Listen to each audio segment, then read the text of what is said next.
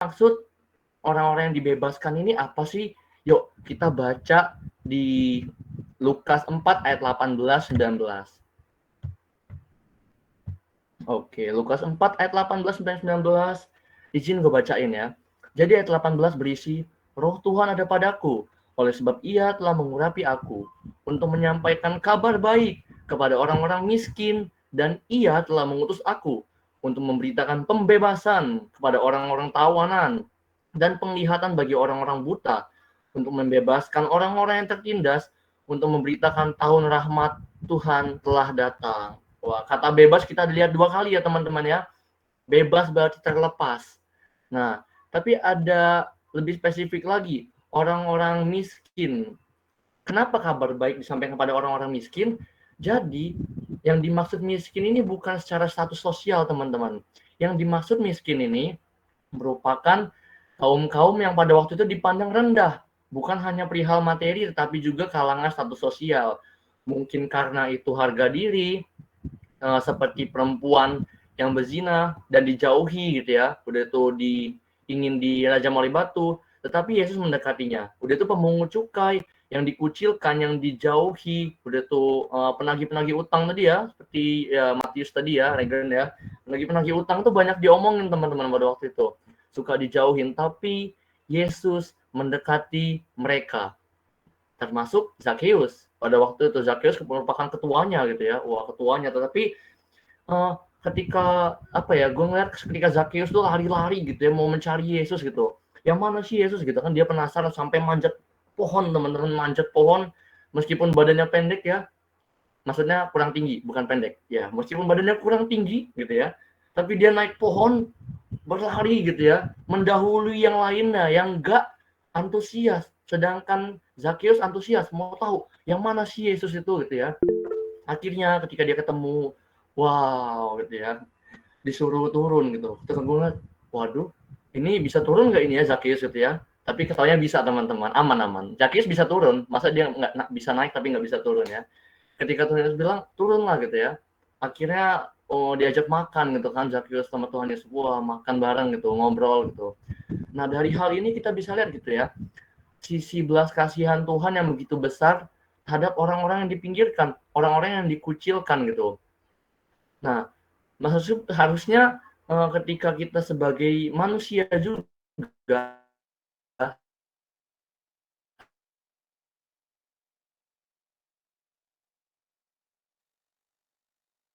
apa hati yang Yesus tunjukkan gitu ya. Yang keren juga di kitab Lukas ini menampilkan bahwa nilai-nilai Yesus yang menentang dunia, kerajaan Allah, sistemnya menentang kerajaan dunia. Wah, gimana tuh? Jelas. Karena kerajaan Yesus menunjukkan bagaimana yang ingin Tuhan Yesus alami dalam dunia ini gitu ya. Tuhan Yesus bukan alami, apa Tuhan Yesus tunjukkan, Tuhan Yesus praktekkan gitu.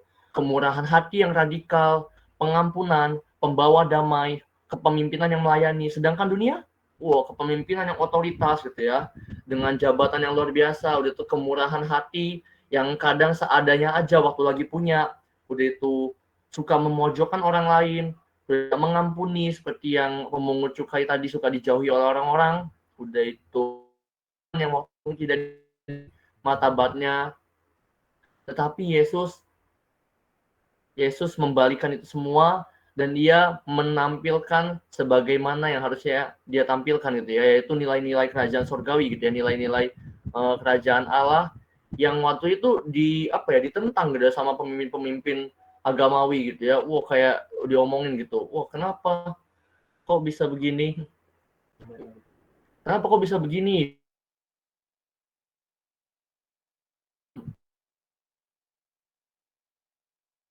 Karena ya, tapi tenang, ngomongin oleh pemimpin agamawi gitu ya. Tapi selain daripada itu juga Tuhan Yesus datang ke rumah ibadat waktu itu, kesel gitu teman-teman ya.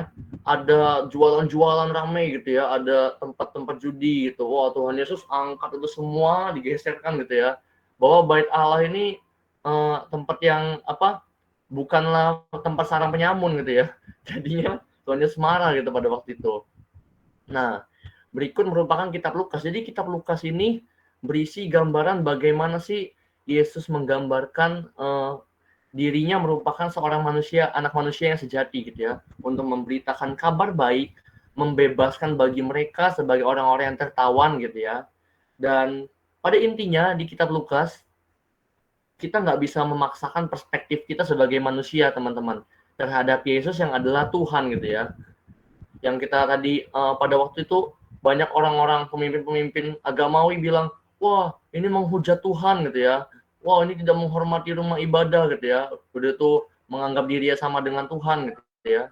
Nah, padahal itu merupakan perspektif dari manusia, dari pemimpin Yahudi. Sedangkan yang Yesus tampilkan merupakan apa yang ada pada kerajaan surga gitu ya. Jadi kita harus tunduk dan kita harus taat kepada kerajaan Yesus atau kerajaan Allah agar kita dapat mengalami Yesus yang sesungguhnya gitu. Supaya kita mengerti sudut pandang yang sesungguhnya, nilai-nilai yang sesungguhnya, sistem yang ingin Yesus ajarkan di dalam dunia ini. Namun ketika kita memaksakan perspektif kita, kita tidak akan mengerti apa yang menjadi nilai-nilai Yesus untuk datang ke dalam dunia ini, apa yang menjadi tujuan Yesus ketika hadir di dunia ini gitu ya. Ketika Yesus juga membagi 12 muridnya supaya mereka menjadi Israel yang baru dan mereka menyebarkan apa yang Yesus ajarkan. Berikut Injil Lukas. Setelah Lukas apa ya? Matius, Markus, Lukas, Yohanes. Oke, Yohanes. Wing, ya. Iya, silakan Yohanes. Oke. Terima kasih Lukas ya. Oke, sebelum itu kita ganti background dulu teman-teman ya, biar lebih menggambarkan siapa saya gitu ya. Kalau tadi kan itu ya backgroundnya dokter ya, Patrick. Kalau ini teman-teman coba lihat dulu ya. Saya kasih waktu lah sekitar 5 detik. Suaranya kayak gimana tuh si kucing? Oke ya. Teman-teman udah lihat gambarnya. Sekarang berimajinasi dulu teman-teman ya. Tadi kan sudah diperkenalkan oleh Lukas ya. Ya Lukas ini namanya. Lukas. Kalau saya adalah Yohanes ya. Ini bukan memang namanya pun Yohanes ya. Charlie Yohanes. Tapi untuk malam hari ini, malam yang sangat khusus ini saya berperan sebagai Rasul Yohanes lebih tepatnya ya. Nah itu dia tuh. Karena di Google nggak ada yang gambarnya Rasul Yohanes, kita pakai si Tom ya namanya ya. Ya, kita pakai Tom ya. Jadi ya kenapa gambar seperti itu ya? Jadi seperti dia melihat tubuh jasmaninya sendiri ya, rohnya terangkat gitu. Ya, jadi itu kan menggambarkan Yohanes ya pada saat dia mendapat penglihatan ya, wahyu ya. Dia melihat tahta kemuliaan Allah ya. Untuk sebelum lebih lanjut kita perkenalan dulu ya. Jadi nama saya adalah Yohanes ya. Saya ini murid yang dikasih Yesus ya, puji Tuhan. Saya harap pun teman-teman juga murid yang dikasih Yesus ya. Haleluya. Amin. Haleluya. Haleluya. Terpujilah nama Tuhan. Okay. Amin. Nama bapak saya Zebedeus ya. Bapak saya seorang nelayan. Ya. Terus nama ibu saya Salome ya. Terus saya ini adiknya Yakobus ya, teman-teman. Nanti ada Yakobus itu kakak saya ya, teman-teman ya. Jadi saya adalah adiknya Yakobus. Kalau tadi Matius, Markus, Lukas dia tulis satu kitab. Kalau saya ini rajin menulis ya, jadi saya tulis banyak kitab.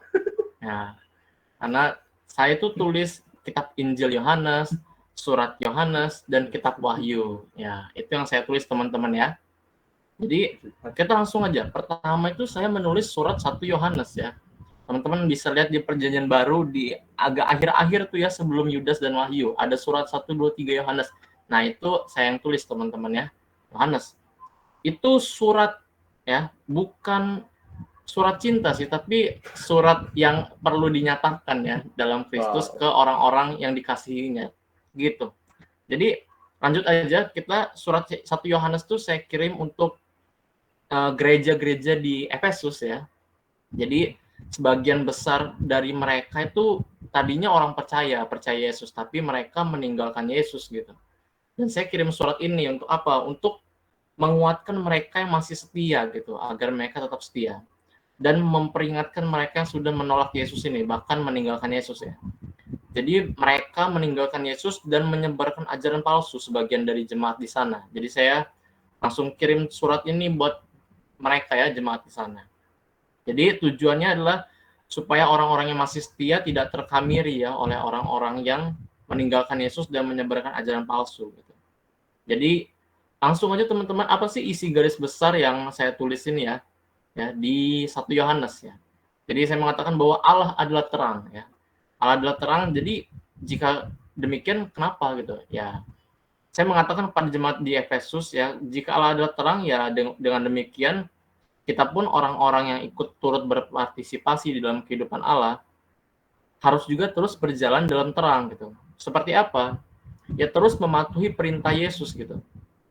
Dan hal itu memang tidak mudah, tapi saya katakan kepada mereka, jemaat Efesus, bahwa ketika kita jatuh, kita harus bangkit lagi gitu.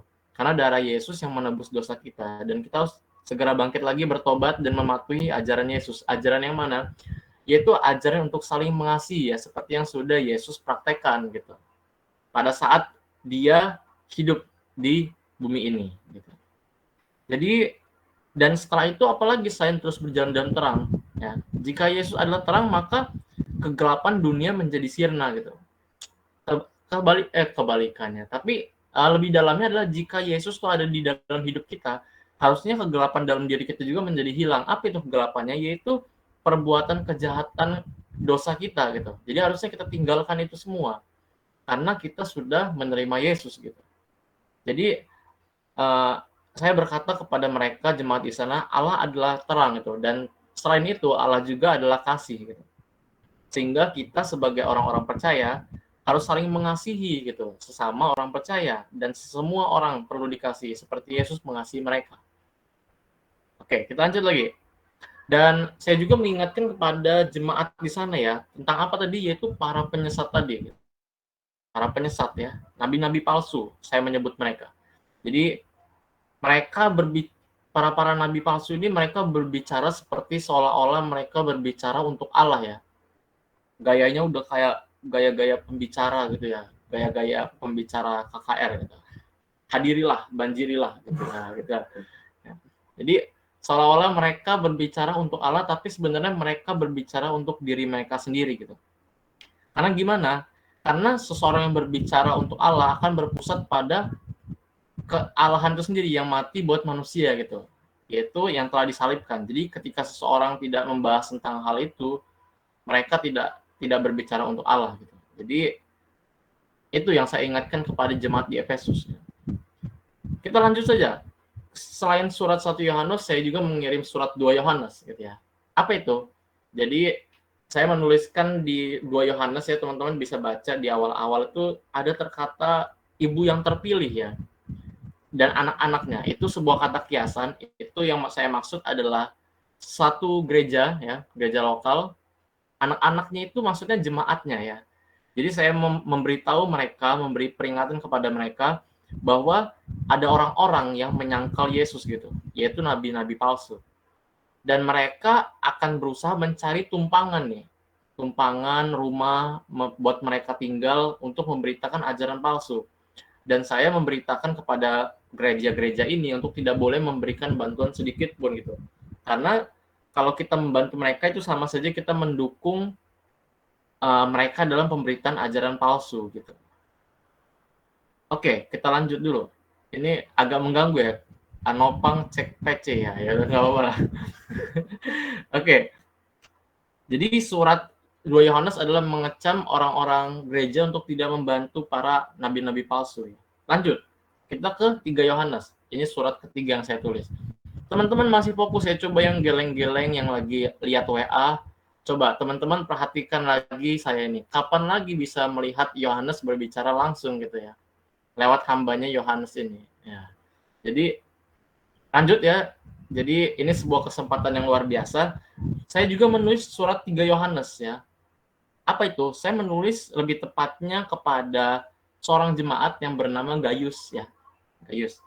Jadi pada saat itu kan ada para misionaris ya, utusan saya untuk mengirim para misionaris ke Efesus untuk memberitakan ajaran yang benar gitu. Dan mereka kan selama memberitakan ajaran benar dan tinggal di sana, mereka perlu suatu rumah kan untuk mereka tinggal gitu. Dan saya memuji Gaius. Gaius ini adalah orang yang setia dalam memberikan tumpangannya kepada para misionaris-misionaris yang memberitakan kebenaran, yang merantau ke sana gitu ya.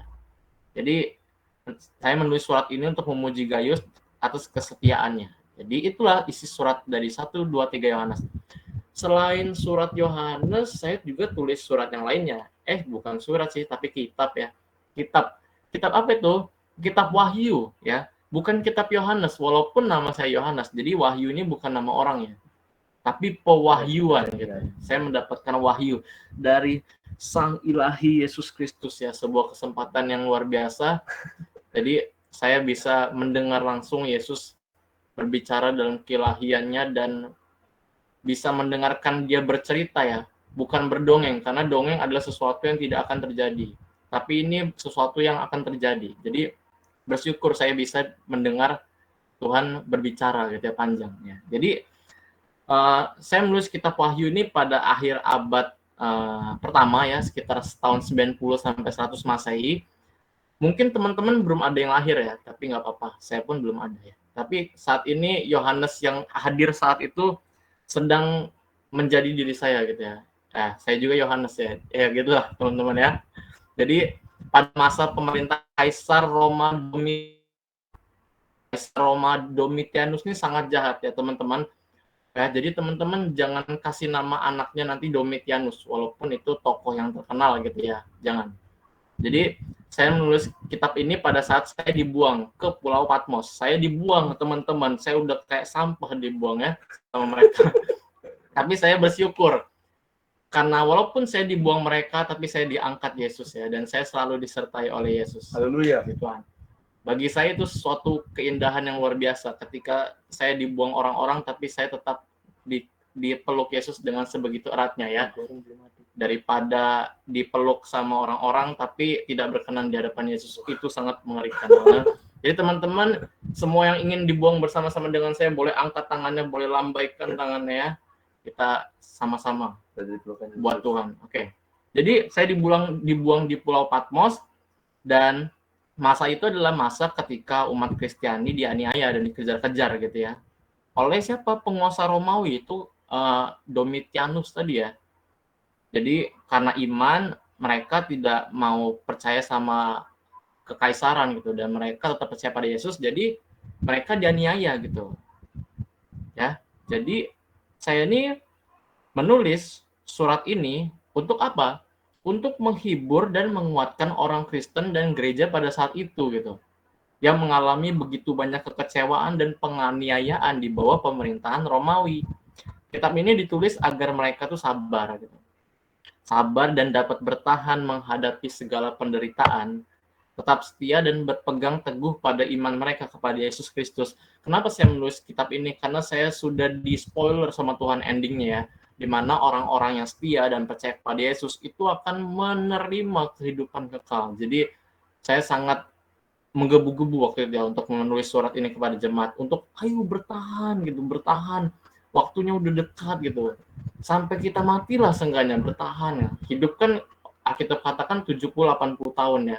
Sedangkan kekal itu bukan sebuah angka, bukan 1999 tahun, tapi tidak terbatas. Jadi saya sangat mendukung jemaat pada saat itu untuk ayo tetap bertahan gitu di tengah penganiayaan ya. Dan saya pun malam hari ini diberi kesempatan untuk mengingatkan teman-teman, ayo kita sama-sama bertahan gitu ya. Hidup kita nggak lama kok, jadi ayo bertahan. Sebentar saja ya. Jadi garis besar yang saya tulis di Wahyu ini apa sih? Seperti ini teman-teman ya. Jadi ketika kekristenan telah menjadi semakin banyak, tadi kan aku dibuang di Patmos ya. Terus di tempat itu rupanya aku mendapat penglihatan luar biasa ya, penglihatan luar biasa. Ya, aku melihat Yesus dengan kemuliaan yang luar biasa, menyelubunginya hingga aku tersungkur. Ya, aku tersungkur ke bawah karena kemuliaan yang sebegitu luar biasanya. Lalu aku diperintahkan untuk menuliskan surat kepada 7 jemaat di Asia Kecil. Apa itu? Yaitu Efesus, Smyrna, Pergamus, Tiatira, Sardis, Philadelphia, dan Laodikia. Ya, di surat itu Tuhan ada memuji mereka, ya, jemaat-jemaat 7 itu, 7 jemaat, karena mereka karena ketaatan mereka, ya. Namun ada juga mengkritik mereka karena mereka ada yang suam-suam kuku. Ya, jadi 7 jemaat ini kompromi terhadap kesesatan juga, ada yang seperti itu, melupakan kasih dan lain-lain. Lalu aku melihat Dia yang duduk di tahta, ya, Allah itu memegang gulungan kitab dengan 7 materai yang hanya bisa dibuka oleh anak domba Allah. Jadi akhirnya singkat cerita 6 materai terbuka dan muncullah kuda putih. Ya, teman-teman bisa bayangin ya, teman-teman. Ini sebuah penglihatan yang luar biasa yang saya dapatkan, dan malam hari ini saya kesempatan untuk menceritakan apa yang saya lihat kala itu, ya. Jadi teman-teman, ayo kita fokus dan buka hati kita sama-sama, ya. Jadi singkatnya 6 materai terbuka dan muncullah kuda putih, ya, dan lain-lain sebagainya yang membawa peperangan, kelaparan, maut, dan lain-lain, gitu. Namun umat Allah akan mendapat perlindungan dari Allah. Oke, ketika materai ketujuh dibuka, ya, diberikanlah 7 sangkakala untuk dibunyikan. 6 sangkakala dibunyikan dan mendatangkan berbagai bencana, ya. Namun orang-orang yang tidak taat kepada Allah masih diberi kesempatan untuk bertobat. Namun mereka menghiraukannya dan tidak bertobat, gitu. Ketika sangkakala ketujuh dibunyikan, maka muncullah naga dan perempuan, ya, teman-teman. Sekali lagi, ketika sangkakala ketujuh dibunyikan, muncullah naga dan perempuan. Ya, teman-teman, bayanginlah naganya seperti apa, ya. Mungkin naga itu tidak seperti yang naga-naga yang kita lihat selama ini, ya, di game atau di mana. Tapi percayalah, kita semua umat yang setia dan terus berpegang teguh pada Allah, kita tidak akan menerima sedikit pun sentuhan dari naga itu, ya. Amin. Oke. Jadi terjadilah peperangan di sorga antara naga dan malaikat, ya, Mikael. Lalu naga kalah, ya, teman-teman. Kita tuh di spoiler, kita tuh pasti menang karena Tuhan beserta kita. Jadi kalau ibarat film itu, ya, teman-teman nonton film apa sih yang seru gitu? Kalau udah tahu endingnya kan nggak seru gitu, ya. Artinya apa? Kalau kita nonton film yang udah tahu endingnya, kita nggak bakal tegang gitu, ya. Karena udah tahu, ya, ini pasti menang nih, yang baiknya menang, pahlawannya menang. Begitu juga dalam hidup ini, teman-teman.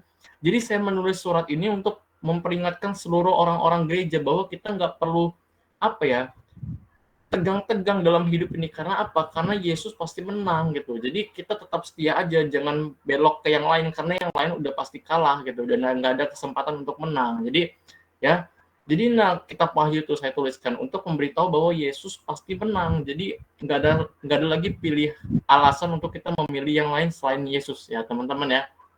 Jadi Yesus pasti menang. Jadi pilih Yesus. Coblos lagi, ya. Pilih Yesus saya ini. Sekali Yesus tetap Yesus. Oke. Jadi naga kalah dan jatuh ke bumi, ya, lalu mengincar wanita itu. Namun naga itu gagal. Di sini muncul binatang dari laut, ya, teman-teman, yaitu antikris, dan binatang dari bumi, yaitu nabi palsu. Lalu mereka dengan pengikutnya bersiap berperang melawan Allah, ya. Mereka berani-beraninya melawan Allah, ya, Allah kita.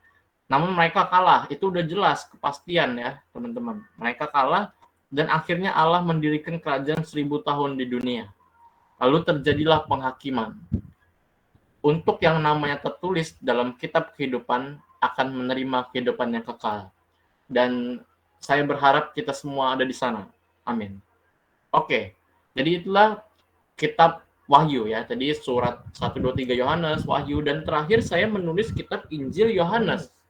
Ya, Injil Yohanes. Jadi garis besar Injil Yohanes ini adalah saya mempresentasikan, ya, Yesus sebagai Allah yang menjelma menjadi manusia, yaitu Sang Kristus. Oke, jadi saya tulis untuk orang-orang Kristen Yahudi yang telah lama tinggal di luar Palestina dan juga seluruh orang percaya yang ada di dunia ini sampai saat ini, ya. Teman-teman pun termasuk, gitu. Jadi penting untuk kita tahu apa ini kitab Yohanes. Jadi garis besarnya adalah kuncinya itu ada di pasal-pasal awal, ya, teman-teman, ya. saya menulis bahwa pada mulanya adalah firman. Firman itu bersama-sama dengan Allah, dan firman itu adalah Allah. Firman itu adalah Allah. Segala sesuatu dijadikan oleh dia. Oleh dia tadi siapa? Oleh firman. Dan tanpa dia tidak ada sesuatu pun yang telah jadi dari segala sesuatu yang telah dijadikan. Jadi firman itu adalah pencipta. Dan firman ini siapa nih? Firman itu telah menjadi manusia, diam di antara kita, dan kita telah melihat kemuliaannya, yaitu kemuliaan yang diberikan kepadanya sebagai anak tunggal Bapa, penuh kasih karunia dan kebenaran. Berarti firman itu adalah Yesus yang menjadi manusia. Jadi saya mengatakan bahwa sangat jelas bahwa Yesus ialah Allah yang menjadi manusia, gitu teman-teman ya. Jadi selain itu saya juga isi Yohanes adalah saya mencatat 7 tanda atau mujizat yang Yesus berikan ya. Yang pertama itu air menjadi anggur ya. Itu berbicara tentang Yesus itu berkuasa atas kualitas gitu ya. Dia sanggup mengubah apapun. Yang kedua adalah penyembuhan anak pegawai istana ya. Yang anaknya masih jauh, namun dianya sudah bertemu dengan Yesus di pertengahan perjalanan, dan Yesus langsung menyembuhkannya walaupun anaknya jauh di rumah gitu. Jadi itu membuktikan bahwa Yesus berkuasa atas ruang ya, nggak terbatas. Mujizat yang ketiga adalah penyembuhan orang di Bethesda pada hari Sabat ya. Yesus menyembuhkan orang pada hari Sabat. Itu yang membuktikan bahwa Yesus berkuasa atas waktu ya. Waktu di bawah dia, bukan di atas dia. Jadi Yesus berkuasa atas segala sesuatu. Dan Yesus juga memberi makan 5.000 orang ya, hanya dengan 5 roti dan 2 ikan. Tapi 5.000 orang kenyang. Itu pun belum termasuk istri dan anak-anaknya ya. Jadi di mana matematikanya? Dan itulah bukti keilahian Yesus. Dia berkuasa atas kuantitas ya teman-teman ya. Mujizatnya tidak bisa dimengerti, namun itulah Tuhan kita gitu. Jadi yang kelima adalah dia berjalan di atas air. Itu membuktikan bahwa dia berkuasa atas alam ya teman-teman. Dia juga pernah memberhentikan badai dan ombak yang begitu besar ya di tengah perahu, di tengah kapal. Dan dia cuma bilang, diam, dia menghardik, langsung tenang angin. Itu karena dia berkuasa atas alam teman-teman ya. Alam terdiam karena alam mendengar suara yang menjadikan mereka pada mulanya. Dan mujizat yang keenam adalah penyembuhan orang buta sejak lahirnya. Sejak lahir buta, namun Yesus sembuhkan ya. Itu membuktikan Yesus berkuasa atas nasib buruk atau penderitaan seorang. Dan yang ketujuh adalah saya melihat bahwa Yesus membangkitkan Lazarus yang sudah mati. Itu membuktikan bahwa Yesus berkuasa atas kematian dan kebangkitan. Dan ada 7 hal lagi, apa itu? Ada 7 ajaran yang Yesus berikan teman-teman pada saat saya bersama-sama dengan Yesus. Yaitu yang pertama adalah mengenai kelahiran baru ya. Dia berbicara kepada Nikodemus. Artinya ada terima Kristus, lahir baru, memiliki kehidupan yang baru. Dan ajaran yang kedua adalah air kehidupan. Artinya datang kepadanya tidak akan merasa haus lagi ya teman-teman ya. Bukan secara jasmani tapi secara rohani. Dan yang ketiga adalah keilahian Kristus, ajaran tentang keilahian Kristus. Ajaran yang keempat adalah roti hidup teman-teman ya. Dia bilang siapa yang datang kepadanya tidak akan haus lagi ya. Tidak akan lapar lagi secara rohani. Artinya maksudnya apa nih? Dia roti hidup, dia air hidup. Maksudnya adalah itu yang kita itu yang teman-teman lakukan selama perjamuan kudus teman-teman ya. Makan roti yang dilambangkan sebagai tubuhnya, minum anggur yang dilambangkan sebagai darahnya ya. Itu maksudnya adalah biar dia masuk dalam kehidupan kita dan apa yang dia hidupi kita hidupi teman-teman. Jadi itulah esensinya. Selanjutnya, ajaran yang kelima adalah roh yang memberi hidup, yaitu Roh Kudus. Dia sudah berbicara tentang Roh Kudus ya, yang teman-teman sudah miliki di tiap pribadi teman-teman sampai saat ini. Ajaran yang keenam adalah terang dunia. Yesus adalah terang dunia karena dunia sudah gelap karena dosa, makanya perlu Yesus sebagai penerang itu. Dan dia juga memberikan ajaran terakhir yaitu gembala yang baik. Yesus menggambarkan dirinya sebagai gembala. Dan berarti kita manusia adalah domba-dombanya. Dan domba-domba tidak bisa hidup tanpa gembalanya. Jadi, gak ada satupun manusia yang bisa hidup tanpa Tuhan. Jadi kita harus terus hidup bergantung sama Tuhan. Karena dia gembala kita. Jadi itu teman-teman isi Injil kitab Yohanes. dari surat 1 Yohanes, 2 Yohanes, 3 Yohanes, Wahyu, dan Injil Yohanes. Pengen sekali berbicara banyak dengan teman-teman, namun waktu saya terbatas, jadi saya serahkan kepada selanjutnya yang akan berbicara, menyampaikan kebenaran firman Tuhan. Dipersilakan.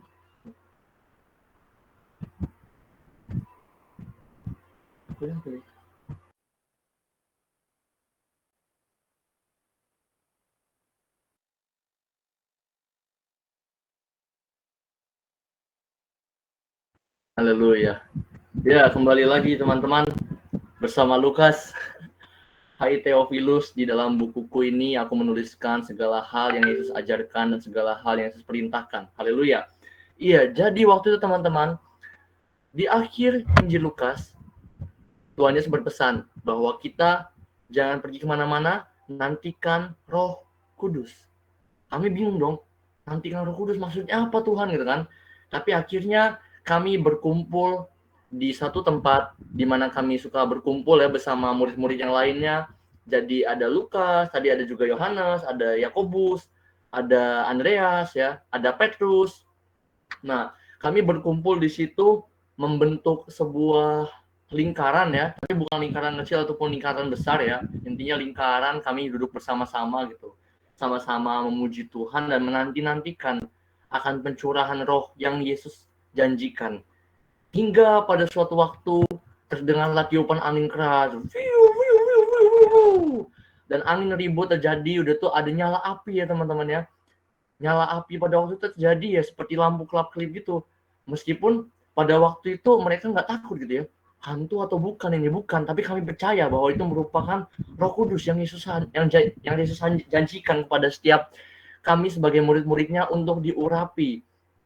Hingga beberapa waktu ke depan, beberapa waktu kemudian banyak teman-teman kami yang berbahasa lidah ya teman-teman, berbahasa roh, dan kami sama-sama mengerti apa yang mereka ucapkan meskipun mereka menggunakan bahasa yang berbeda-beda. Dan sorry teman-teman, jadi bahasa lidah itu nggak bisa saya praktekkan ya teman-teman ya. Jadi itu terjadi secara spontan dan nggak bisa belajar. Jadi itu kata-katanya tidak bisa terkatakan teman-teman. Jadi saya minta maaf banget, pada waktu itu terjadinya sangat spontan banget. Tapi atmosfer yang terjadi sangat luar biasa gitu ya. Hingga waktu berjalan, banyak murid-murid yang mengalami terobosan, gairahnya berapi-api gitu ya. Hingga semangat untuk menginjil, untuk memberitakan kabar baik itu luar biasa banget gitu kan. Sehingga pada masa itu banyak umat-umat yang percaya, banyak umat-umat yang makin ingin mengenal Yesus gitu ya. Banyaknya murid-murid, banyaknya juga jemaat yang dibaptis gitu ya. Nanti kita bakal mendengar Petrus gitu ya, bagaimana dia membaptis banyak orang gitu ya. Jadi banyak jemaat, ada kurang lebih 3.000 yang dibaptis gitu ya, sehingga banyak orang yang mengikuti Yesus gitu ya. Bukan hanya orang-orang biasa aja teman-teman, bahkan imam-imam pun ikut mau percaya dan dibaptis. Wah, luar biasa gitu ya. Imam-imam Lewi pada waktu itu yang tadinya menentang gitu ya. Wah, Yesus ini ajarin apa gitu ya. Mereka mengunggulkan apa yang mereka yakinkan gitu ya, ritual-ritual yang mereka jalani selama ini gitu. Tapi ketika mereka percaya, semakin luar biasa. Mereka memahami makna apa yang mereka kerjakan selama itu gitu ya. Berarti waktu itu mereka mengerjakan ritual, mengerjakan kegiatan keagamaan hanya rutinitas dong, dan tidak tahu maknanya. Jelas, mereka hanya mengerjakan apa yang sesuai tertulis di kitab Taurat, tapi mereka tidak tahu apa yang ingin Allah sampaikan melalui Yesus Kristus. Nah, jadi teman-teman, pada waktu itu gue ngeliat terjadi banyak banget penganiayaan, banyak banget orang-orang percaya yang mengalami kesusahan, semakin dihambat, tapi kuasa Kristus semakin merambat. Gereja semakin dihambat, dia semakin merambat gitu ya. Tapi ya itulah gitu ya, kebenaran Kristus yang luar biasa gitu ya. Pada waktu itu, meskipun banyak hal yang mengancam gitu ya, termasuk nanti saya punya teman yang tadinya pembunuh dan penganiaya orang Kristen teman-teman, tapi dia menjadi pengikut Kristus, menjadi rasul, menjadi murid yang gila-gilaan buat Kristus yang luar biasa banget. Nanti kita bakal Tapi teman-teman, untuk menjaga diri kami sebagai murid-murid, supaya kami nggak terus-terusan berkumpul, Tuhan meminta kami untuk kami menyebar ke berbagai daerah. Dan sekaligus kami menyebarkan Injil ke berbagai daerah dari Yudea, Samaria, sampai ke ujung bumi, sampai ke rumah Regen, sampai ke Pasar Cimeng, sampai ke Kemiling, sampai ke Waikandis, ya, sampai ke rumahnya Yosa gitu ya. Luar biasa gitu. Sampai sekarang kita masih bisa dengar tentang Injil tersebut.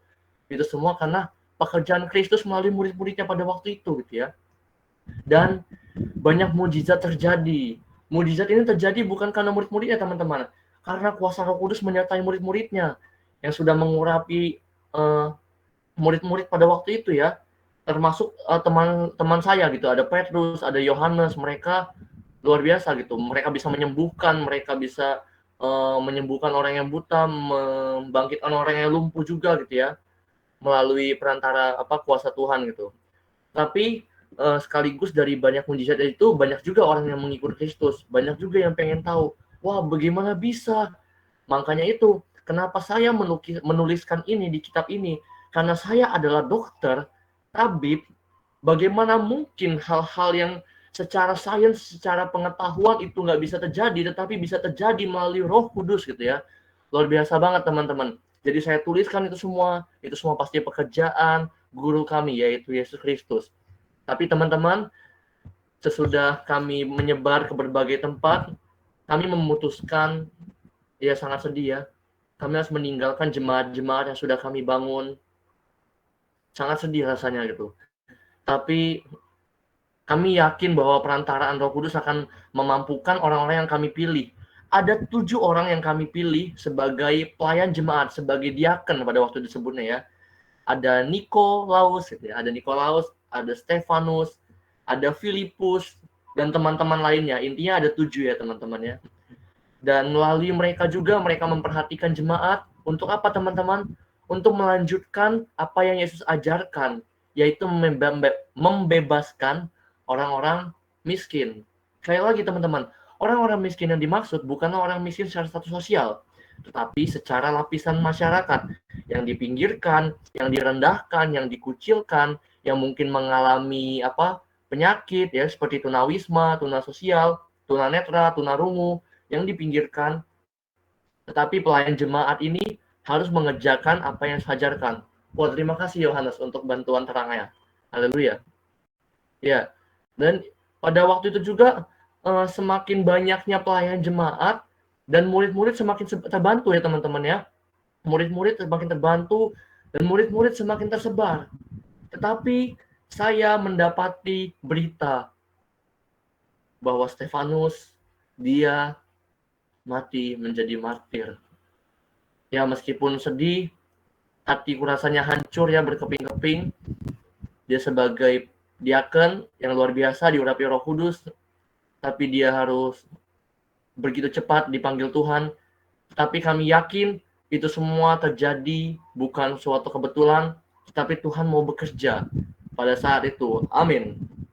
Jadi teman-teman, pada waktu itu Stefanus yang menjadi martir, ada seseorang yaitu namanya Saulus. Wah, Saulus ini pertamanya sangat menjengkelkan ya teman-temannya. Dia sangat menganiaya, dia mengejar-ngejar orang Kristen gitu. Makanya pada waktu itu orang Kristen sangat terancam gitu. Soalnya saya bilang tadi, semakin dihambat tapi semakin merambat gitu ya. Jadi ada yang namanya Saulus, dia merupakan seorang kaum Hedrin ya namanya, Sanhedrin.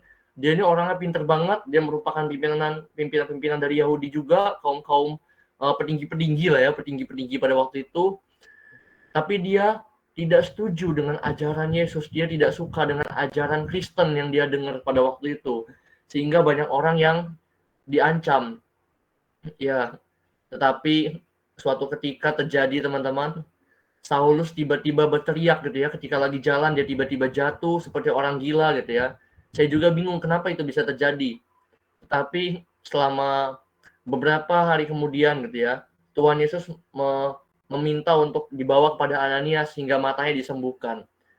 Dan yang tadinya Saulus yang sangat saya benci teman-teman, dia menjadi rekan sekerja saya, dia menjadi partner saya untuk lebih lagi memberitakan kerajaan Tuhan ke berbagai daerah, ke berbagai kalangan-kalangan yang non-Yahudi. Amin. Nah, jadi pada waktu itu Paulus juga teman-teman, dia dipakai Tuhan untuk memberitakan ke berbagai daerah di luar Yahudi atau kita sebut non-Yahudi. Nanti kita bakal dengar dia ke Kolose, dia ke Filipi, dia ke Efesus, dia ke Korintus, bahkan dia juga punya menti ya teman-teman ya. Menti itu merupakan anak didik. Kalau anak didik manggil gurunya namanya mentor ya. Oke, jadi berikutnya Paulus pada waktu itu semakin lebih lagi memberitakan firman meskipun dia terancam untuk terancam ya teman-teman, terancam nyawanya ketika dia sedang pemberitaan firman Tuhan, dia dipenjara, dia mengalami kontroversial dengan imam-imam pada waktu itu gitu ya, dengan tentang ajaran apa yang diajarkan ini gitu ya. Tapi Paulus nggak berhenti pada waktu itu saja teman-teman, dan Tuhan mau membawa Paulus ke Roma. Tapi teman-teman, ketika perjalanan ke Roma, Paulus itu digigit ular gitu ya, ketika dia turun dari ular gitu, turun dari kapal gitu ya. Jadi gue bingung gitu ya, ini orangnya barbar banget gitu ya, digigit ular tapi dia nggak kenapa-napa teman-teman. Dia bilang kecil gitu, nggak apa nggak masalah, Tuhan menyertai gitu kan. Tapi hingga dia perjalanan untuk lebih lagi, gue ngeliat gairah Paulus ini luar biasa teman-teman, sehingga itu membuat gue untuk lebih lagi gitu ya, semakin memberitakan firman Tuhan ke daerah di mana gue berada gitu, hingga Paulus memberitakan ke orang-orang yang non-Yahudi, sehingga semakin banyak orang lagi yang diselamatkan. Haleluya. Oke, teman-teman, berikutnya juga ada lanjutannya. Tidak sampai di Kisah Para Rasul, saya panggil yang berikutnya. Thank you. Haleluya. Oke guys, shalom ya semuanya gitu. Oke guys, ini kan karena kalian bisa lihat ya, itu gue tuh ada di sebuah tempat yang berbeda. Kok malah kursi background saya hilang guys. Nah, aku geser di sebelah sini ya. Nah, lihat tuh. Aku di mana? Aku ada di Gurun Sahara. Oh, bukan ya, aku di penjara guys. Kenapa aku yang baik hati ini bisa ada di gurun di dalam penjara? Kenapa guys? Karena aku memberitakan Injil ya sih. Aku terus aku tapi ini kok guys bakal bebas gitu suatu saat nanti ya. Kita hitung saja gitu ya, nanti deh aku kasih tahu jadwalnya kapan aku bebasnya. Oke guys gitu, kalau tadi kan apa yang sebelumnya udah beritakan kisah para rasul, tadi kan bilang Paulus itu kan punya menti ya, karena dia mentor punya menti murid. Nah tapi kalau aku ini bukan murid, aku ini namanya bestie ya, sahabat, bukan menti tapi bestie. Oke, jadi sebagai bestie yang baik gitu, aku bakal ceritain semua kitab yang Paulus tulis. Dia tulis rapi-rapi karena tulisan dia bagus banget kayak tulisan aku. Jadi dia nggak suruh aku yang tulis gitu, untung aja.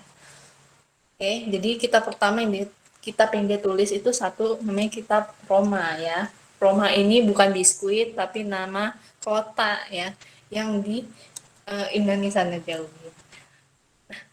Walaupun aku di penjara ya, aku tuh udah pernah kesana sama Paulus gitu ya. Dia tuh nulis ini untuk tujuannya tuh buat nyatuin orang Yahudi dan non Yahudi ini, karena di situ kan terjadi perpecahan gereja tuh, karena yang Yahudi ini nganggap orang-orang yang Yahudi tuh bukan istilahnya bukan Kristen sejati karena enggak uh, ngelakuin hukum Taurat gitu kan. Jadi Paulus tuh nulis pertama dia ngajarin mereka kayak kebenaran tentang firman Allah ya. Firman Allah tuh apa sih gitu yang ada dalam Injil tentang Tuhan Yesus. Nah, Tuhan Yesus ini siapa? Tuhan Yesus itu Tuhan yang dia itu setia sama janjinya, habis itu dia selalu ngelakuin apa yang ada dan benar, dan ternyata si Tuhan Yesus ini tuh udah mati buat kita gitu.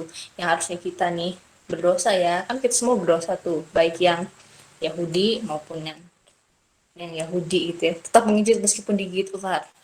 Yes, ular tidak menghalau saya untuk menginjil ya.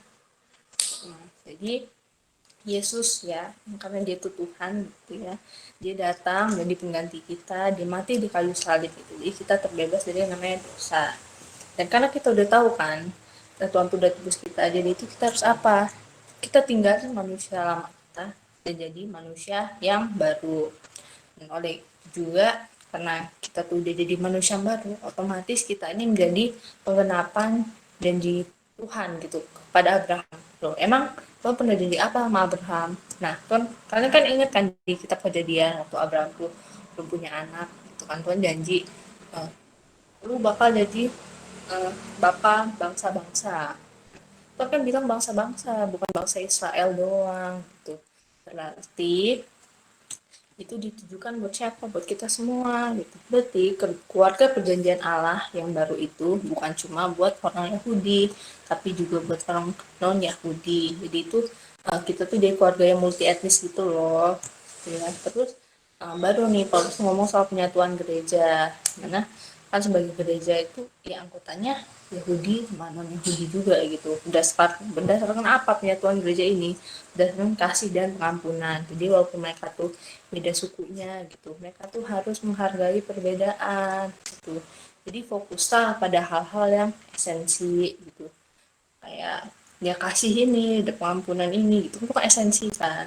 Dan kayak yang nggak esensi gitu, kayak makan haram nggak haram, aku nih kan non Yahudi ya guys, terus nanti aku apa gereja gitu, sama orang Yahudi aku lagi makan makanan kesukaan aku gitu ya, mereka malah marah gitu kan, gimana kan gitu kan, nggak suka ya di apa dicurigain gitu kan, itu kan cuma soal makan doang gitu guys. Itu ya isi kitab Roma yang intinya soal penyatuan gereja gitu ya, biar orang Yahudi sama non Yahudi bisa bersatu. Terus itu ada kitab Korintus. Nah, kitab Korintus ini surat buat jemaat yang di Korintus. Nah, kalau Korintus ini nama kota juga, tempat juga di Yunani kuno. Nah, kalau yang ini aku gak ikut guys gitu. Karena waktu itu kalau nggak salah aku lagi jualan ketan. Jadi harus yang kesana 1,5 tahun di sana aku gak ikut. Aku lagi bisnis ketan. Tuh ya, jualan ketan hitam, bubur.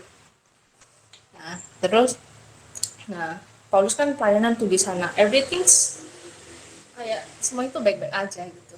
Nah terus pas dia pulang, dia pergi, ya lima pas jualan ketan, saya jualan ketan, Paulus nggak ikut. Dia pergi pelayanan, aku jualan ketan di Yerusalem, saya jual ketan. Oke. Nah habis si Paulus pergi kan, malah banyak masalah. Karena apa? Satu, mereka ini kayak bikin-bikin, bukan bikin-bikin cerita ya, karena kan yang emang pelayan di sana tuh gak cuma Paulus doang gitu, ada teman-teman kita juga kayak Apollos, Petrus itu juga ke sana. Terus orang-orangnya ngide lah gitu, bikin kelompok-kelompok sendiri kayak, oh gue nih Kristen Paulus, gue nih Kristen Apollos, gue nih Kristen Petrus lah. Kan pusing ya teman saya ya, akhirnya tulislah surat dia kan. Akhirnya Paulus jelasin kalau pusat dari gereja itu tuh bukan Paulus, bukan Apolos gitu ya, bukan pemimpinnya gitu, tapi pusatnya itu adalah Yesus ya. Satu ini dapat poin, itu pusat dari gereja itu Yesus. Nah yang kedua, Paulus juga ngajarin mereka untuk ya jangan hidup lagi dan dosa yang lama gitu. Contohnya kan kayak seks bebas gitu kan, kita udah ditebus gitu, kita tuh udah ditebus harus sadar, harus jadi manusia baru kan, jangan karena tampang udah jadi manusia baru terus saya lah gitu kan, oh gue hidup dalam dosa aja lah gitu, happy gitu kan, oh Tuhan udah tebus gitu, jadi otomatis gue dosa gue clean nol gitu kan enggak gitu ya. Nah terus ini bahas lagi soal makanan nih guys nih. Nah kalau Paulus di sini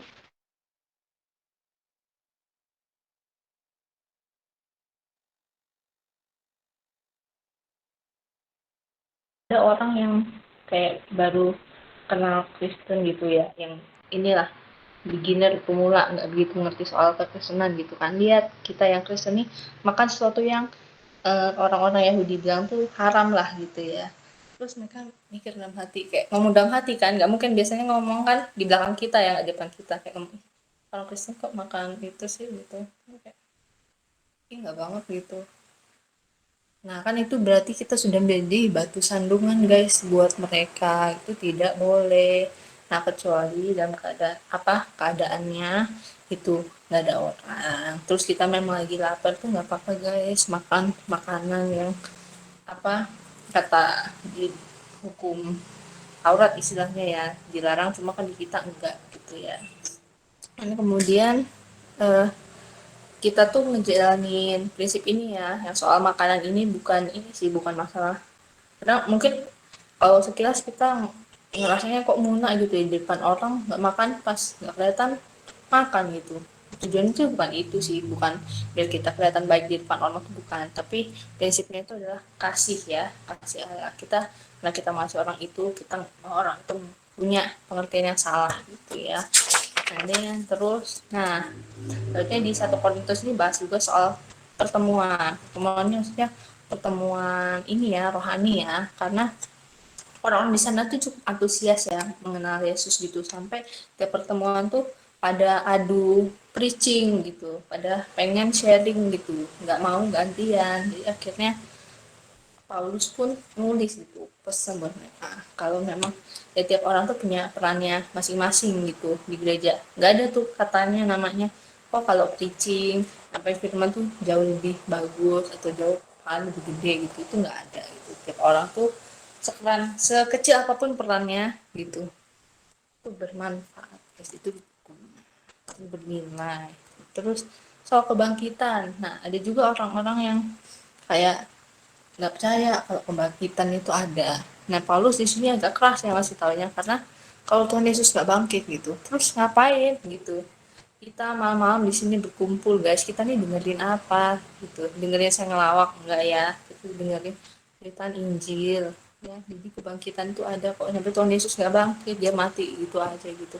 Sia-sialah perjuangan kita sama ini berita Injil ya. Karena nanti Tuhan Yesus mati terus dia nggak bangkit ya, menyediakan tempat kita di sana tuh siapa gitu, tuh siapa yang mau menebus dosa itu, siapa guys ya, karena saya pun tidak mau ya, maaf ya ampun aku selalu jujur, nggak guys, aku ini kok aku manusia, jadi aku nggak mau tuh bukan karena aku benci sama kalian, nggak, karena aku nggak sanggup aja gitu, bisa hatiku disakiti berkali-kali gitu ya.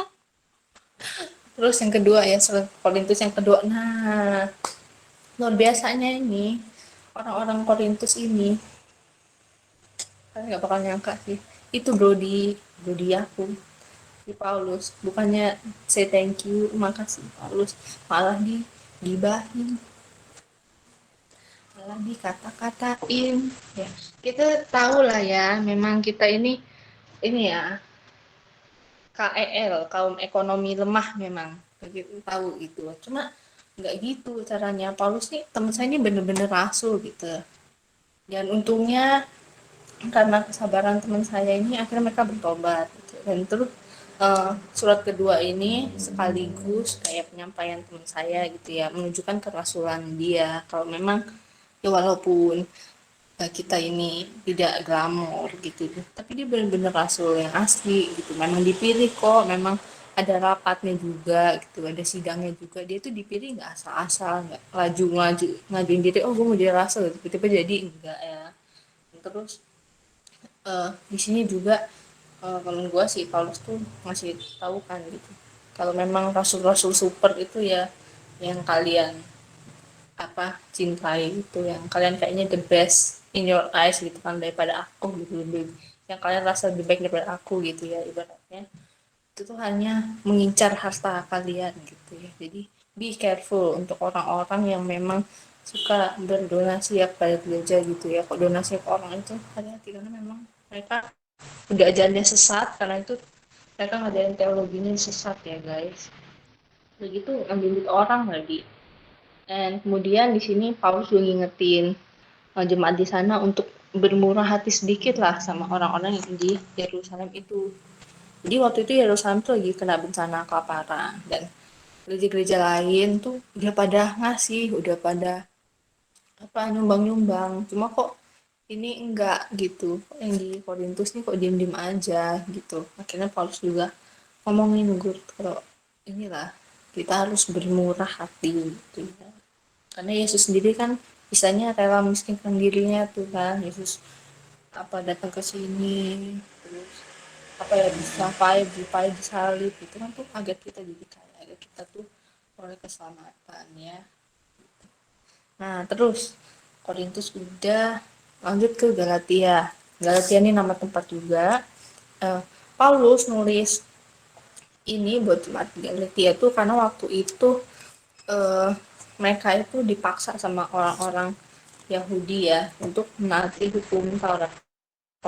Lebih sama ya kayak kasusnya tadi itu, kurang lebih sama kayak di Roma, mereka tuh suruh patuh hukum Taurat gitu, padahal mereka kan budayanya beda.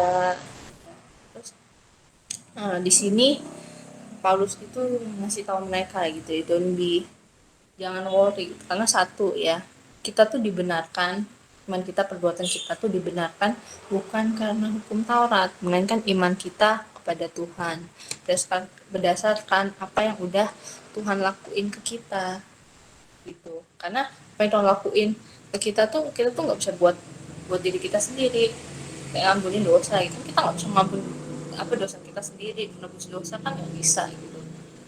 Dan di sini juga Paulus kasih tahu soal keluarga perjanjian baru ya, lagi-lagi karena keluarga perjanjian baru ini sekali lagi bukan cuma orang Yahudi doang, tapi adalah orang Yahudi dan orang non Yahudi. Dan kenapa Paulus itu kayak bilang ya dosa ini maksudnya itu kayak itu nggak perlu perhatian hal yang nggak esensi gitu, kayak hukum-hukum beberapa hukum-hukum Taurat itu, karena hukum Taurat itu diciptakan cuma sementara kan. Memang hukum Taurat itu ada bagusnya sih, kayak fokus ke masalah kita gitu, dia tuh nunjukin kita, oh not gitu ya, ini tuh lu salah lu di sini di sini di sini. Makanya kan ada kayak hukum jangan mencuri, jangan ini, berarti kalau lu nyuri lu salah gitu. Nah cuma hukum Taurat ini yang bikin kita jatuh ke dalam dosa yang cukup lama ya. Terus sebagai anggota keluarga yang baru ya, yang tadi aku bilang anggota kerajaan Tuhan yang baru gitu ya, Yesus itu mengubahkan kita dengan rohnya, dan ketika kita udah diubahkan gitu nah tapi buah roh ini nggak kita dapatkan dengan instan, harus diusahakan, itu kita harus hidup yang dipimpin oleh roh gitu ya. Jadi guys tetap andalkan Tuhan ya. Oke, iklan dulu ada motor. Ya. Oke guys, suara gue masih jelas ya guys, nggak putus-putus ya. Oke. Nah selanjutnya ini buat sebuah kota lagi yang namanya Efesus. Nah di tempat ini adalah pusatnya orang-orang di sana tuh menyembah dewa-dewa Yunani. Gitu. Banyak di sana. Nah di sana kalau temen gue di Paulus ini pelayanan 2 tahun, yang cukup lama ya dibandingin yang sebelum-sebelumnya. Nah di sini Paulus nulis ada 2 bahasan ya di kitab Efesus ini. Yang satu pertama tuh soal kisah Injil, di mana bahas lagi sama soal keluarga perjanjian. Jadi Paulus tuh banyak bahas soal keluarga perjanjian, di mana kita tuh keluarga perjanjian Allah, nggak cuma orang Yahudi doang kan gitu. Kita nih walaupun non Yahudi, kita tuh juga bisa jadi keluarga perjanjian Allah, dimana ya tujuannya itu tadi ya, untuk penyatuan bangsa-bangsa. Kayak yang tadi kan di ingat di kisah para rasul tuh, waktu roh Allah turun kan itu ini ya, bahasa rohnya tuh mengeluarkan berbagai bahasa kan yang mungkin orang-orang tuh nggak tahu gitu, yang bahasa-bahasa dari orang ini, dari tempatnya ini gitu, tapi mereka tuh bisa mengerti gitu, karena berarti itu kan salah satu tanda ya memang tujuannya Injil itu turun, kerajaan Allah tuh ada, itu buat semua orang gitu.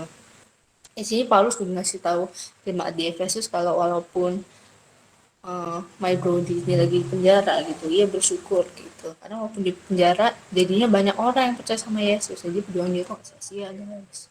Nah terus, oleh karena kita tuh udah jadi keluarga perjanjian Allah tuh, mesti ngapain nih?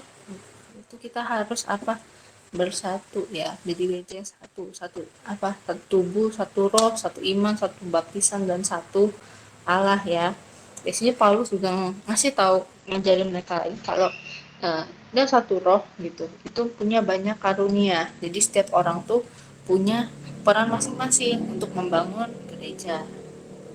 Dan di situ juga dia tulis soal tanda-tanda roh Allah, yaitu nyanyi bersama, bernyanyi sendiri, bersyukur, dan mementingkan orang lain. Dan orang lain tuh kayak contohnya misal apa ya, kalau bantu orang lain tuh aku tuh juga mementingkan orang lain ya, di saat kita mungkin sibuk gitu kita masih sempat untuk mau membantu orang lain gitu. Gak harus tetangga atau orang yang dekat sama kita ya, cuma orang lain pun juga harus kita tolong guys gitu.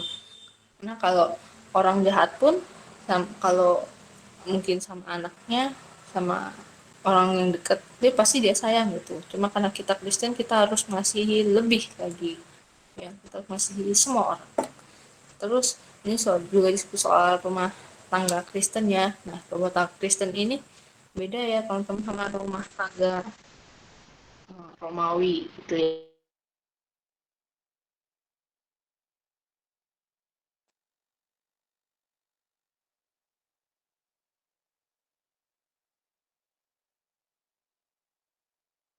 Beda, jadi tiap orang, tiap anggota keluarga itu punya perannya masing-masing gitu. Oke, dan di sini Paulus juga wanti-wanti ya mereka untuk hati-hati sama roh-roh jahat yang ada, yang ada di sekitar kita gitu ya. Jadi kayak ini di sini Paulus pakai kiasan ya, itu memakai perlengkapan senjata Allah gitu ya, kayak teropong keselamatan gitu ya teman-teman. Oke guys, aku izin minum dulu ya guys, kan di penjara panas guys. Aku mau minum. Kalian jangan lupa minum ya guys. 2 liter sehari sehat. Ginjal sehat. Oke, lanjut ke Filipi. Filipi ini nama tempat juga. Banyak ya, kita nih keliling dunia guys. Ya. Nah, dia ini ngasih suratnya ini ke Epafras. Sampaikan. Untuk Epafras juga, teman sekerjanya juga, brodi kita juga. Ya.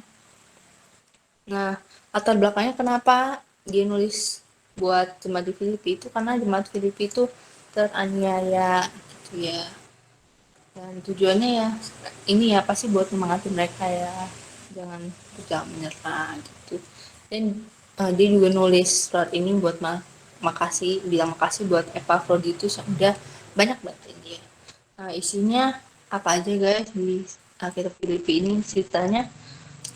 Paulus tuh juga ceritain keadaan dia waktu di penjara tuh, karena walaupun di penjara itu dia nggak bersedih hati, dia semangat karena jadi banyak orang yang tahu tentang Yesus, bahkan yang jagain dia tuh kan juga tahu dia penjara gara-gara beritain soal Yesus kan.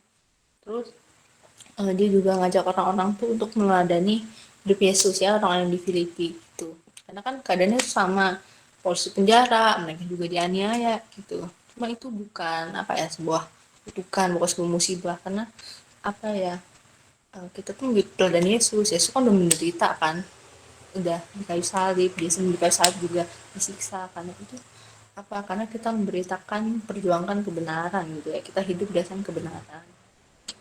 Terus di sini di kitab ini Paulus juga nulis puisi tentang Mesias, di mana puisi itu ngungkapin kalau Paulus tuh yakin gitu siapakah Yesus itu. Ini Yesus anak Allah ya, dan uh, dia tuh ngungkapin keteladanan hidup Yesus gitu yang juga dia praktekin ya, nggak cuma mau doang. Nah, contohnya tuh apa sih meladani Yesus gitu, nah, siapa-siapa aja yang meladani hidup Yesus gitu ya. Contohnya ada Timotius, Epaphroditus ya, yang tadi sebutin tadi. Nah, Timotius nih, si Tim ini kawan kita orang juga ya. Dan terus Paulus sendiri gitu, yang dia meninggalkan segalanya untuk pelayanan ya teman kita ini ya. Satu lagi dia lupa nulis itu, nggak saya sebut ini, saya juga sebenarnya harusnya udah tulis, ada ditulis di sini, cuma mungkin dia tulis buru-buru jadi nama saya nggak kecetak di sini. Harusnya itu Timotius, Epaphroditus, Paulus, Nopang gitu ya, 4 orang yang meladani hidup Yesus, harusnya gitu guys ya, harusnya itu begitu ya guys. Oke, lanjut. Jadi kan mereka lagi, Paulus itu ngajak mereka orang di Filipi itu untuk meneladani hidup Yesus gitu ya. Nah, di sini ada tuh kayak masalah-masalah yang dia minta disain, kayak itu ada teman kita yang di sana itu, Yudia sama Sintike tuh diminta berdamailah sama, jangan nyerah dan fokus aja sama Tuhan gitu, karena kepuasan tertinggi kita, kepuasan hidup kita yang paling tinggi itu bukan soal harta guys, tapi sebagaimana besarnya kita bergantung sama Tuhan. Oke. Terus kita lanjut ke Kolose. Nah, Kolose ini nama tempat juga ya. Oh ya, yang tadi itu Paulus nulis surat di penjara. Ini gue nulis suratnya pas dia di penjara juga guys. Nah, inilah penjaranya nih bareng saya ini. Ya, saya ini juga kena gitu. Cuma nggak apa-apa ya demi kebaikan semua orang ya. Kenapa dia nulis surat buat jemaat di Kolose? Karena jemaat di Kolose itu dapat tekanan-tekanan gitu dari masyarakatnya. Nanti kita lihat tekanannya apa. Tujuannya itu apa? Ditulis buat jemaat Kolose ya, untuk mengatasi tekanan dari masyarakat. Kita masuk ke isinya ya guys.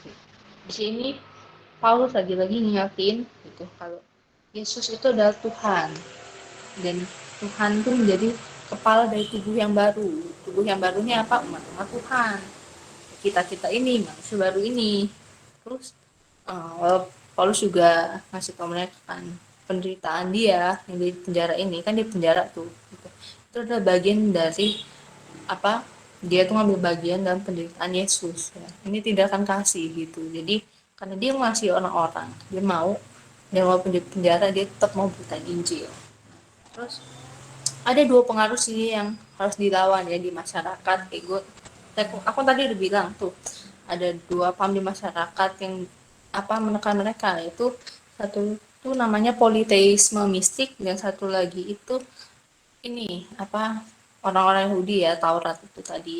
Nah, jadi Paulus ngasih tahu mereka kalau yang soal untuk mengatasi yang politeisme mistik ya, mereka tuh nggak boleh takut, karena dimanapun juga roh-roh jahat itu pasti Tuhan kalahkan gitu, karena mereka itu nggak punya kuasa yang lebih besar daripada Tuhan, kan nggak perlu takut itu sama roh jahat, roh mistis itu nggak perlu. Nah, terus yang hukum Taurat ini lagi harus ngertiin, oh, hukum Taurat itu nggak bisa menyelamatkan kita gitu, kita tuh nggak bisa selamat kalau kita tuh cuma ya. Hukum Taurat tuh nggak bisa, nah kita yang nyelamatin kita tuh apa? Yesus gitu ya, buatan Tuhan, kasih karunia-Nya Tuhan, bukan hukum Taurat ya. Terus di sini Paulus juga minta mereka untuk memikirkan perkara yang di atas gitu ya, perkara yang di atas, kerajaan Allah gitu ya, memprioritaskan itu ya dibandingkan perkara-perkara yang ada di dunia. Terus ini dibahas juga soal perbandingan rumah tangga Romawi dan rumah tangga Kristen yang tadi gua udah jelasin tadi ya. Oke, sekarang kita masuk ke Tesalonika ya. Tesalonika ini nama tempat juga, cuma di sini Paulus dia berdua sama Silas ya ke Tesalonika. Mereka pelayannya cuma orang di sana itu udah pada curiga, udah pada nggak senang, dan mereka terpaksa kabur. Kenapa orang-orang di sana itu nggak senang kita mengeluarkan ini Yesus di sana? Karena Yesus itu dikira ada kaisar baru, raja baru gitu. Jadi kaisarnya ngambek gitu. Dia kira kita mau nurunin dia, mengsarkan dia gitu ya. Kira kita ini melawan pemerintah ya. Kita ini bukan demo mahasiswa loh, Pak Kaisar. Kita ini itu memerintahkan Yesus dong di penjarain. Aduh, dan bilang-bilang kasar ya guys, kok saya gibahin di sini. Terus tujuannya adalah menjalin hubungan lagi dengan jemaat di Tesalonika itu yang makin berkembang, makin gede gitu ya, di tengah penderitaan mereka yang dianiaya itu. Isinya apa? Nah, di sini Paulus itu, my friend, dia memuji jemaat Tesalonika yang apa ya, setia gitu. Terus walaupun mereka tuh menderita, Paulus sekali lagi bilang itu bukan akhir segalanya, itu adalah partisipasi kita dalam menghidupi teladan hidup Yesus. Dan apa namanya, Paulus juga bilang kalau ya ini nggak selamanya terjadi gitu, one day Tuhan tuh bakal datang untuk namatin mereka. Terus itu surat yang pertama ya guys, ini kan ada surat Tesalonika yang kedua. Nah, surat Tesalonika yang kedua ini tuh makin parah guys, apa namanya, penganiayaan mereka alamin gitu. Jadi Paulus pun sekali lagi harus menyelesaikan masalah mereka, yaitu mereka tuh satu harus tetap berharap walaupun dalam penganiayaan kan gitu, karena penganiayaan cuma sementara. Yang kedua, itu soal hari Tuhan. Jadi banyak orang di sana ngira penganiayaan yang tambah parah ini dikira gara-gara mereka tuh ketinggalan rapture, guys. Mereka tuh dikira Tuhan tuh udah datang terus mereka ketinggalan, jadi udah keburu kesiksa di bumi. Padahal kan enggak ya. Terus yang ketiga ini dia Paulus itu masih tahu buat orang-orang yang pengangguran gitu ya, yang sengaja nggak kerja gitu, karena mungkin mereka pikir oh Tuhan udah datang gitu segala macam, dia mereka nggak mau kerja. Jadi Paulus ngingetin kalau mereka tuh tetap harus bekerja keras dan menafkahi diri mereka gitu, jadi mereka nggak nyusahin orang lain. Oke guys, ini masih ada beberapa lagi, tetap semangat guys, masih ya, masih. Coba mana senyumnya? Oke guys, nah inilah surat, ada dua surat lagi, ada dua surat ya buat teman kita namanya Timotius ya, yang ditulis oleh Paulus. Nah, Timi ini ya termasuk yang dekat sama Paulus gitu ya. Kenapa dia nulis surat buat Timi? Nah, surat yang pertama itu dia tulis buat Timi karena Timi ditugasin ke Efesus buat memberantas gitu para pemimpin korup. Kenapa pemimpin korup? Karena mereka ya unik. Nah, karena mereka ini ngajarin ajaran sesat, kayak nggak boleh makan tertentu, nggak boleh nikah. Aduh sedih lah ya yang punya pacar nih, kok boleh nikah, protes dong, protes. Nah terus, jadi tim ini dapat tugas suruh cari pemimpin yang baru gitu ya, ganti pemimpin yang korup itu. Terus jangan kasih wanita kaya yang dapat pengajaran sesat itu untuk memimpin di gereja, karena di sana gereja itu udah chaos ya, kayak entah orang-orang dari mana tuh malah jadi guru gitu, ajarnya salah lagi. Terus tim ini suruh nunjuk penatua atau penilik jemaat sama diaken gitu, orang-orang yang bisa apa ya, misalnya layak lah mengurus gereja. Nah terus di sini uh, Timi juga dikasih tahu kalau nanti kalau udah sampai di sana tuh kamu tuh harus beliin para janda-janda tua, karena hak mereka tuh diambil sama janda-janda kaya gitu. Harusnya kan dapat mereka nih dana dari gereja gitu kan untuk bantu hidup mereka, emang diambil haknya. Terus Timi juga diminta untuk menegur orang yang lebih tua. Nah, menegur orang yang lebih tua tuh maksudnya apa? Jadi itu ada orang-orang tua yang memang di sana tuh malah berlakunya tuh gak pantas gitu, mungkin mabok apa gitu ya, padahal orang Kristen gitu, jadi malah jadi batu sandungan buat orang lain. Itu harus ditegur dengan kasih ya. Terus di sini juga apa namanya, diomongin soal budak Kristen yang mungkin kesel sama tuannya, jadi ada apa ya, rasanya memberontak gitu, jadi nggak menghormati tuannya, itu juga tolong dinasihati. Nah, kalau yang surat yang kedua itu cukup private karena itu memang ditujukan khusus buat Timotius atau teman kita Timi, karena Paulus waktu itu tuh keadaannya udah makin parah. Dia tuh ini kayaknya tuh nggak bakal dibebasin lagi gitu. Orang Kaisar tuh nggak bakal mau bebas sendiri karena tuduhan dia berat banget. Tadi pas itu kita dikira nyebarin ajaran sesat yang lawan Kaisar lah, itu udah gawat banget kan. Jadi dia tulis surat buat Timi untuk cepet-cepet temuin di penjara. Tujuannya apa? Satu, memenuhi panggilannya dia sebagai rasul gantiin Paulus. Dan yang kedua tuh menghadapi orang-orang yang korup tadi. Dan yang ketiga minta si Timi buat bawain dokumen-dokumen pentingnya. Oke, dua lagi guys. Nah, yang pertama ini, dua surat terakhir ini adalah buat Titus dan Filemon.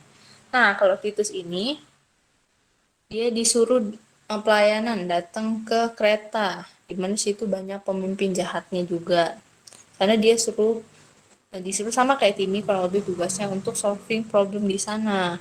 Nunjuk pemimpin baru, terus memberantas orang-orang pemimpin yang jahat, terus ngajak orang-orang di sana untuk punya gaya hidup yang sama seperti Yesus ya, nggak jadi tukang bohong lagi, karena di sana orang Kreta itu punya julukan tukang bohong gitu. Terus ngajak orang-orang zaman itu untuk menghindari seks bebas, terus harus jadi orang produktif. Terus mereka juga dikasih tahu untuk menghindari pemberontakan budak ya. Jadi walaupun budak mungkin mereka pelakuan nggak baik, cuma tetap harus menghormati tuannya.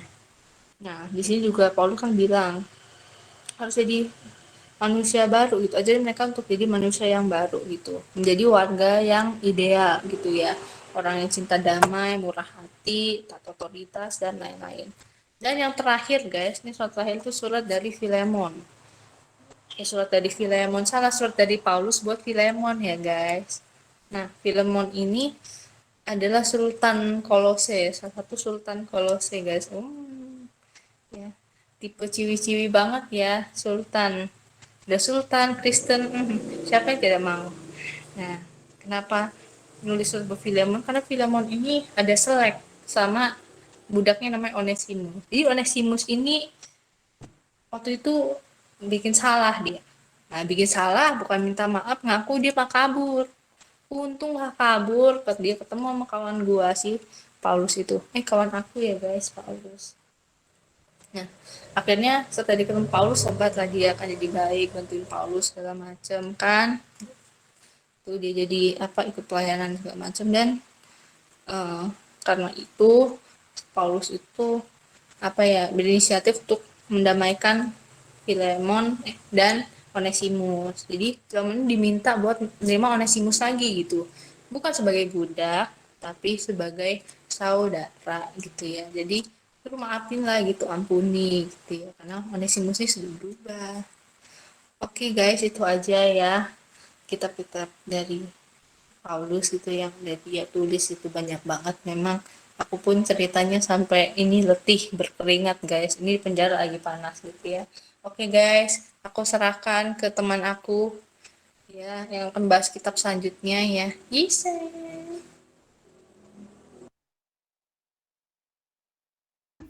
Shalom guys, masih semangat gak ini? Waduh, lihat dari muka-mukanya tuh. Contohnya muka Ibu Luna itu udah ngantuk kayaknya ya. Masih. Hei, banget. Oke. Jadi hari Semangat, ini semangat. Ya, jadi hari ini gue bahas tentang kitab Ibrani. Bentar, gue hidupin timer dulu ya. Oke, jadi kitab Ibrani ini kalau kalian yang tadi nih Cinopang bestinya Paulus ya, yang si Stepang maknya Markus, dan melambangkan sebagai diri sendiri ya. Karena jujur aja kitab Ibrani ini nggak tahu siapa yang nulis ya, jadi gue akan berperan sebagai penemu dari kitab Ibrani lah ya. Karena jujur aja gue juga nggak tahu gitu siapa yang nulis. Karena banyak yang berasumsi kalau ini tuh sebenarnya tuh si Barnabas tuh yang nulis tuh. Tahu Barnabas siapa nggak? Ayo. Barnabas itu rekan kerja dari Paulus. Ada yang berasumsi kalau Barnabas itu yang nulis atau Apolos itu yang nulis gitu kan. Tapi tetap aja gitu. Penulis ini tuh unknown ya. Dan dalam pasal kedua ya dalam kitab Ibrani itu diomongin kalau sebenarnya penulis ini tuh dekat dengan para rasul, karena pengajaran dari kitab Ibrani ini mirip sama pengajarannya dari para rasul gitu guys. Oke, jadi isi kitab Ibrani ini sebenarnya ditujukan kepada komunitas gereja yang disiksa, yang pada saat itu tuh sengsara gitu. Tapi kenapa background saya ya kelihatannya tuh sangat bahagia gitu, komunitas gereja, komunitas Kristen ini sangat bahagia gitu. Sedangkan dalam kitab Ibrani ini sangat tersiksa mereka. Ya, tanyakan kepada yang buat PPT, tanyakan kepada yang buat background lah ya, saya juga nggak tahu gitu siapa yang buat ya. Ya antara Koepan ngomong Koregen itulah ya. Nah, terus juga, oke kita back to topic ya. Penulis ini sebenarnya nulis ini tuh untuk orang-orang Kristen Yahudi atau ya orang Yahudi yang ke Kristen gitu loh. Ya berbagai walaupun tersiksa ya suji Tuhan lah ya aku ya. Dan back to topic ya guys ya. Dan penulis ini tuh memiliki pengetahuan yang cukup luar biasa ya untuk 5 kitab utama ya, yaitu kitab Taurat guys, gue lupa. Kejadian, Keluaran, Imamat, Bilangan, Ulangan ya. Dan juga penulis ini tuh sangat bisa dibilang tuh sangat katam ya dengan kitab-kitab Taurat ini. Dan kenapa penulis ini tuh bisa nulisin kitab Taurat ini? Karena kan yang ditujukan kan kepada orang Yahudi kan. Nah, kita tahu sendiri orang Yahudi itu sangat katam dengan yang namanya kitab Taurat.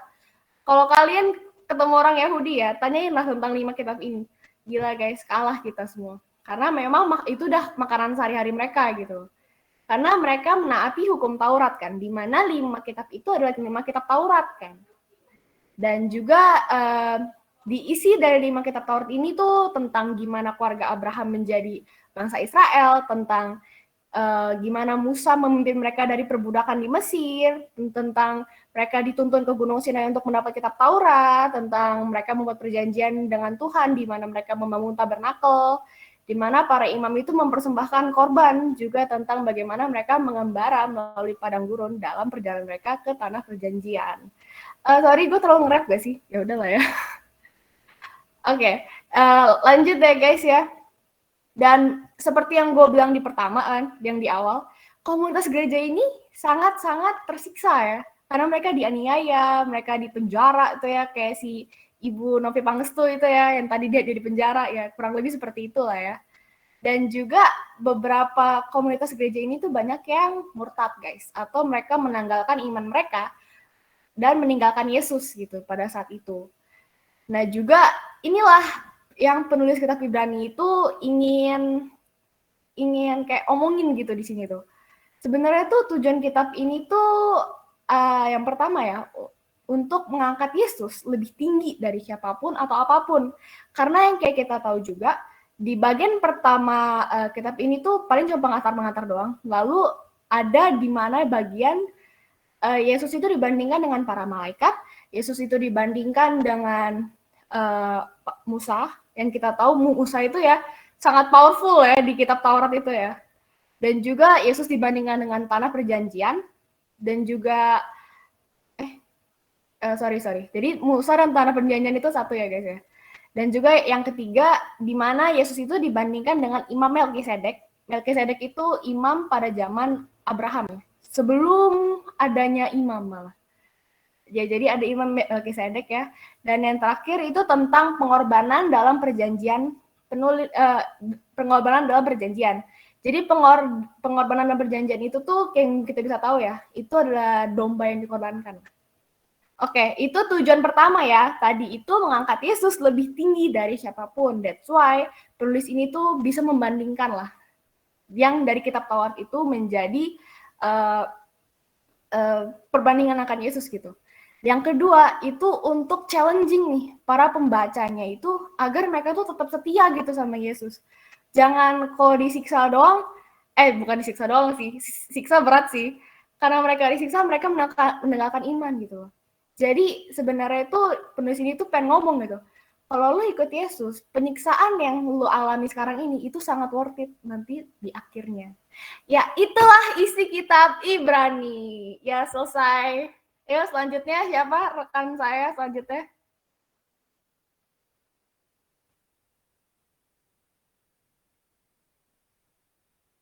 Ya, haleluya ya. Ya, tampaknya saya selanjutnya ya. Ya, shalom semuanya Bapak Ibu Saudara sekalian. Saya melihat wajah-wajah yang penuh sukacita di tempat ini. Haleluya. Haleluya. Ya. Untuk apa ya? Mengetes sukacita kalian malam hari ini, saya sepertinya punya ini ya. Sedikit jargon-jargon lah ya biar membangkitkan semangat kalian ya.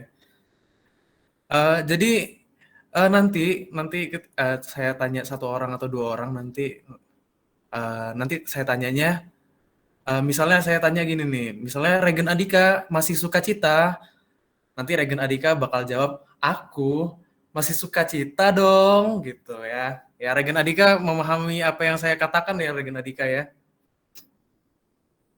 Ya, oke. Ya, sangat memahami. Oke, saya tanya pertama Regen Adika. Regen Adika masih sukacita, Regen Adika?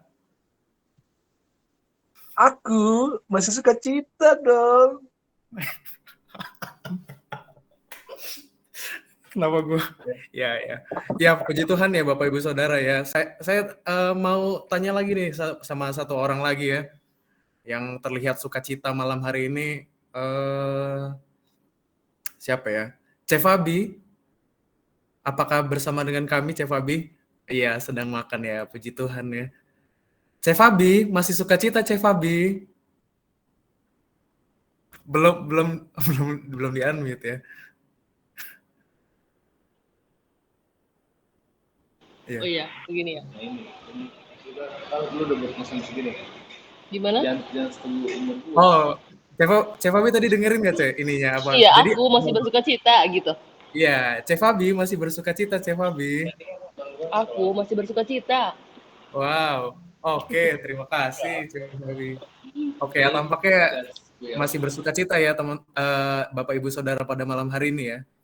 Oke, jadi saya mau perkenalan diri dulu nih sebelum nanti mau bahas panjang lebar. Nggak panjang lebar juga sih, 4 menit ya waktu dari panitia ya. Jadi perkenalkan Bapak Ibu Saudara sekalian, nama saya Yakobus. Bahasa Indonesianya Yakobus, Bapak Ibu Saudara. Tapi nama saya ternyata banyak. Nah, jadi kayaknya ini saya keliling-keliling ya, sering keliling-keliling. Jadi di bahasa Yunani nama saya itu Yakobos. Ya, Yakobos. Lalu di bahasa Ibrani nama saya Yaakov. Lalu kalau bahasa Inggrisnya nama saya James. Ya, keren banget ya nama saya ya. Seperti orangnya. Ya, jadi Bapak Ibu boleh panggil saya apa aja. Tapi kayaknya hari ini kita panggil saya Yakobus saja ya, biar ini ya sama bahasa Indonesianya ya. Oke, jadi mungkin Bapak Ibu Saudara di tempat ini bingung ya. Saya Yakobus yang mana sih? Karena banyak sekali nama Yakobus di dalam Alkitab ya, Bapak Ibu Saudara ya.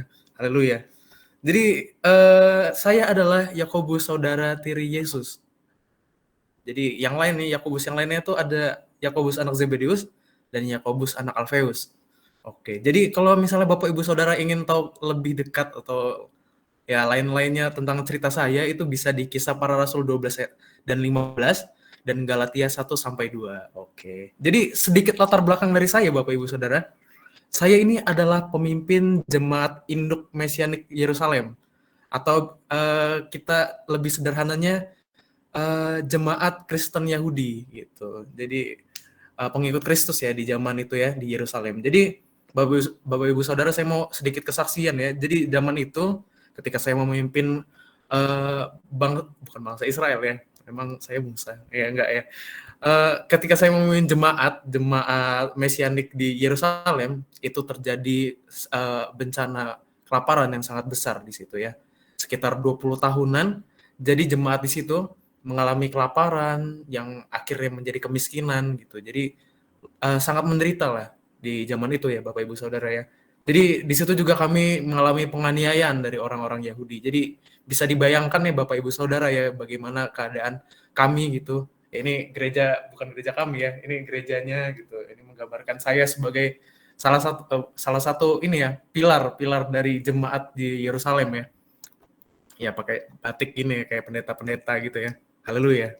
Oke, jadi saya mau bahas sedikit soal kitab yang saya tulis Bapak Ibu Saudara. Jadi yang pertama, kitab ini adalah warisan hikmat yang berupa surat pendek yang suratnya ini pasal-pasalnya itu ada 5 Bapak Ibu Saudara. Jadi 5 ya, dibandingkan yang lain kayaknya cukup sedikit ya gitu. Jadi saya mau bilang kalau kitab ini bukan seperti suratnya Paulus. Wah, ini tadi ada temannya Novi Pangestu ya, Paulus ya. Jadi kitab yang saya tulis ini bukan seperti kitab yang Paulus biasanya tulis gitu. Biasanya Paulus kan spesifik terhadap gereja di mana. Tapi saya menulis untuk seluruh umat Kristen atau pengikut Kristus gitu yang ada di dunia.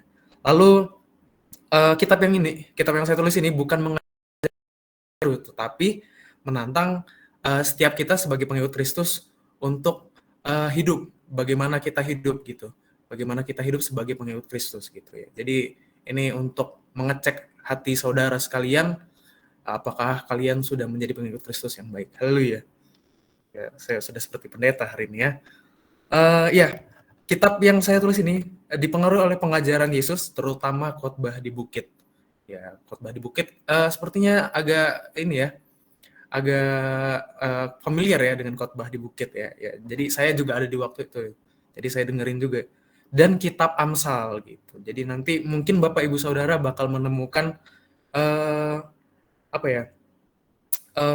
Kerelatan gitu lah dari dari apa yang saya tulis di kitab ini. Lalu eh, Bapak Ibu Saudara, ini setiap pengajaran atau setiap pengajarannya berdiri sendiri gitu. Jadi setiap poin-poinnya itu berdiri sendiri dan tidak linear, tetapi tetap terhubung melalui tema-tema kunci yang sering diulang-ulang gitu. Ya, baiklah, selanjutnya saya akan menjelaskan gitu isinya gitu, lebih ke isinya ya. Secara singkat aja Bapak Ibu Saudara, saya melihat sudah mulai mengantuk mungkin ya beberapa yang off cam ini, makanya perlu untuk on cam ya Bapak Ibu Saudara ya, supaya saya bisa melihat ya kondisi Bapak Ibu Saudara hari ini ya. Ya, Chef Fabi terpantau sangat sukacita ya. Haleluya. Oke. Jadi di dalam 2 sampai 5, 2 sampai 5 Yakobus, ya Yakobus 2 sampai 5, ini berisi tentang pengabdian kepada Kristus. Jadi isinya itu diantaranya adalah pilih kasih dan kasih. Nah, ini ada salah satu poin ya, pilih kasih dan kasih. Ini membicarakan tentang manusia yang cenderung mengasihi untuk keuntungan pribadinya gitu. Jadi ini sangat bertentangan dengan apa yang Kristus ajarkan gitu ya Bapak Ibu Saudara ya. Lalu di sini saya juga membahas mengenai iman sejati, di mana orang biasanya bilang beriman, tetapi mereka mengabaikan orang lain. Nah, di sini saya menyebutnya iman yang mati, Bapak Ibu Saudara ya, begitu. Lalu juga saya membahas sedikit mengenai perkataan kita, mulut kita, gitu ya. Jadi ini mungkin nanti akan sedikit relate dengan khotbah yang sudah sempat ya tertulis ya di dalam kitab-kitab yang sebelumnya, gitu, perkataan Kristus. Jadi yang pertama saya membahas soal lidah, yaitu ini mungkin pernah dengar ya Bapak Ibu Saudara ya. Jadi di mulut yang sama kita memuji nama Tuhan, di mulut yang sama juga kita mengumpat atau berkata-kata yang tidak seharusnya gitu. Jadi sebuah keanehan ya Bapak Ibu Saudara ya. Lalu soal menghakimi gitu, dimana manusia sering menghakimi gitu, ngomongin di belakang dan lain-lainnya gitu. Lalu menyatakan kebenaran, ketika iya kita bilang ya, ketika tidak kita bilang tidak. Lalu ada bahaya kekayaan. Wah, bahaya kekayaan apa nih? Bahas apa nih? Gitu ya. Bahaya kekayaan itu ketika kita kaya tapi tidak mempunyai dasar yang kuat gitu, kita bisa angkuh gitu. Ya, secara singkat seperti itu. Lalu Bapak Ibu Saudara, di lain daripada yang tadi, saya juga membahas umat Allah harus memiliki kesabaran dan pengharapan.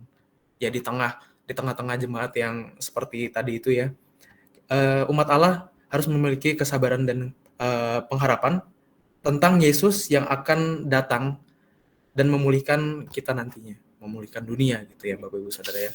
Lalu selain itu juga saya membahas mengenai hikmat, hati yang mendua, lalu memulihkan orang lain gitu.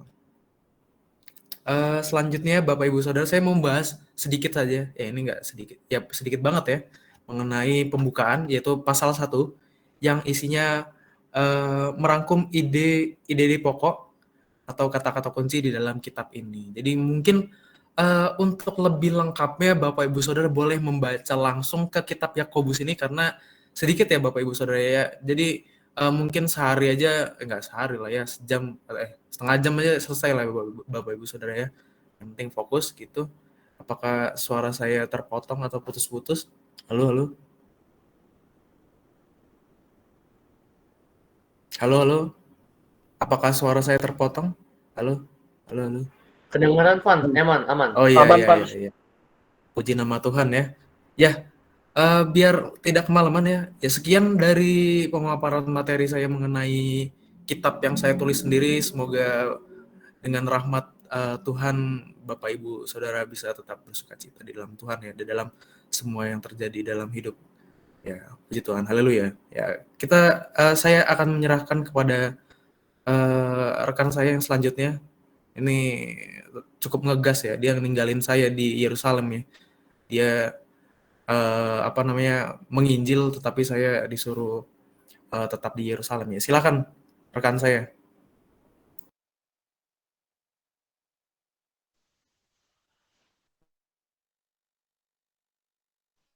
Sorry, ralat ya. Ini ngegas-ngegasnya kayaknya kita simpan di akhir gitu ya. Biar lebih semangat gitu kan ngegas-ngegasnya. Jadi boleh mungkin Yudas dulu ya. Boleh Yudas. Bang, udah dipanggil. Hah? Beneran seriusan gantiin? Yaudah deh. Beneran nih. Ya, oke guys. Shalom ya. Jadi gue disuruh gantiin Bang Yudas ya. Dianya lagi nginjil tuh. Itu tuh depan situ, nginjilin abang tukang beca. Ya gitulah ya. Bang tadi bahas apa ya bang? Oh udah ada catatannya. Oh iya ada. Oh jadi disuruh perkenalin diri dulu. Jadi Bang Yudas itu kalau di bahasa Yunaninya, kalau bahasa Ibrani dipanggilnya Bang Yehuda. Jadi Bang Yudas ini saudaranya Tuhan Yesus. Terus dia dikenal sebagai guru sama misionaris yang keliling. Nah itulah, ya itu. Contohnya lagi nginjelin abang tukang beca. Nah jadi intinya Bang Yudas itu nggak suka lihat hidup jemaat itu kurang bermoral karena masuknya guru-guru palsu. Jadi dia itu bilang kalau kalian itu harus memperjuangkan iman karena guru-guru palsu itu telah menyusup ke antara mereka dan mengubah cara hidup mereka yang jadinya itu kayak kompromi gitu sama dosa. Nah, karena itu jadinya kayak mereka itu sama aja kayak nolak ajaran atau otoritasnya Kristus gitu. Nah, terus emang ajarannya guru palsu itu kayak mana sih? Ini sih kalau di catatannya katanya ini sih, memberontak melawan otoritas Allah, tidak bermoral secara seksual, menolak putusan Allah. Ya Allah, parah banget ya. Terus gambaran guru palsu itu gimana? Itu gembala yang egois. Mungkin di ini kali ya, kalau gembala yang egois ada macan atau singa datang, dombanya dilempar kali ya biar dia selamat. Terus awan tanpa hujan, panas ya. Terus ombak laut yang ganas, ayo lo tenggelam. Nah, terus kata Bang Yudas, kalau nggak mau mengalami kayak keadilan ilahi ataupun kayak merusak orang lain dengan pemberontakan kita itu harus membangun iman kita dengan iman yang paling suci, yang sesuai dengan kabar baik tentang Yesus yang mati dan bangkit menebus dosa-dosa manusia, serta membangun diri dengan tekun berdoa dalam roh dan mengabdikan diri dalam kasih Allah dengan ketaatan serta terus berjaga-jaga dengan dengan apa sih ini tulisannya dengan memikirkan gitu kan, Allah itu datang bentar lagi. Kenapa? Karena ya itu akhir zaman itu udah dekat. Guru-guru palsu itu bakal muncul. Terus mutar balikin kabar baik tentang Yesus. Ayo lo. Nah, jadi intinya juga Bang Yudas tuh tadi bilang kalau mengasihi Yesus itu sama aja dengan menaati firman-Nya. Ayo lo yang belum menaati firman-Nya, ayo lo. Udah lah gitu aja, males panjang-panjang. Bang Yudasnya aja enak tuh duduk di situ. Gue panas nih. Bye-bye.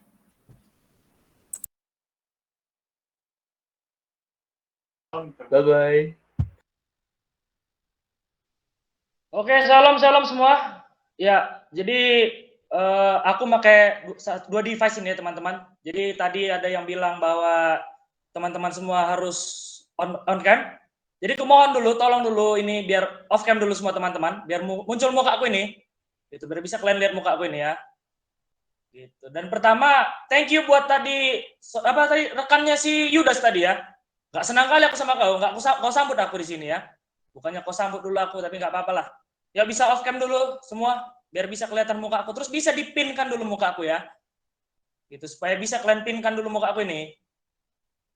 Gitu, tolong off cam semua ya. Karena audioku untuk laptop ini nggak bisa lagi, jadi tolong dulu. Bisa ya, oke.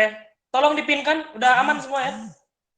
Ya, terutama yang pakai HP ya, bisa di off cam. Biar bisa kalian lihat muka aku. Gitu, oke. Aman semua ya. Terus jangan lupa dipin. Kalau nggak kalian pin kan nggak mantap nanti. Gitu ya. Oke, cukup. Udah aman semua? Bisa satu orang kasih dulu, kasih tahu dulu aku, on mic dulu, kasih tahu aman gitu ya. Mungkin Bang Evan kali ya, Bang Evan. Aman-aman? Nggak kelihatan mukanya ya, mana ya? Gimana tuh? Aduh, inilah ya. Coba aku, iya, Nggak bisa itu, berikan Bang. ya. Nah, coba, sudah kelihatan belum itu? Oke, sudah kelihatan belum? Oh iya, jangan nanti lama waktu kita di sini ya. Waktuku dikit kali nih. Udah aman? Gimana itu teman-teman yang lain itu? Oke, udah aman belum? Udah kelihatan belum? Aman, aman, aman. Aman, Oke, aman. udah kelihatan semua ya? Oke. Jadi perkenalkan, nama aku Petrus. Ya, sebetulnya dulu namaku adalah Simon ya, teman-teman ya.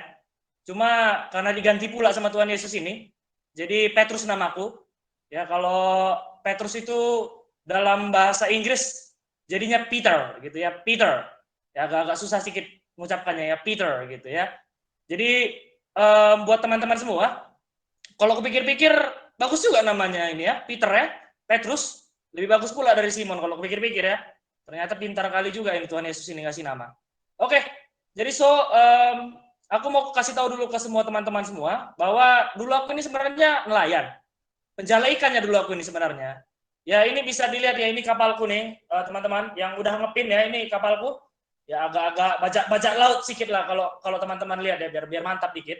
Nah ini aku nih, ya tapi agak jelek celana aku di sini. Ya nggak apa-apa lah ya, ini aku nih, muka aku tampan kali ya kan, mantap kali lah. Nah ini ada ikanku satu di sini ya.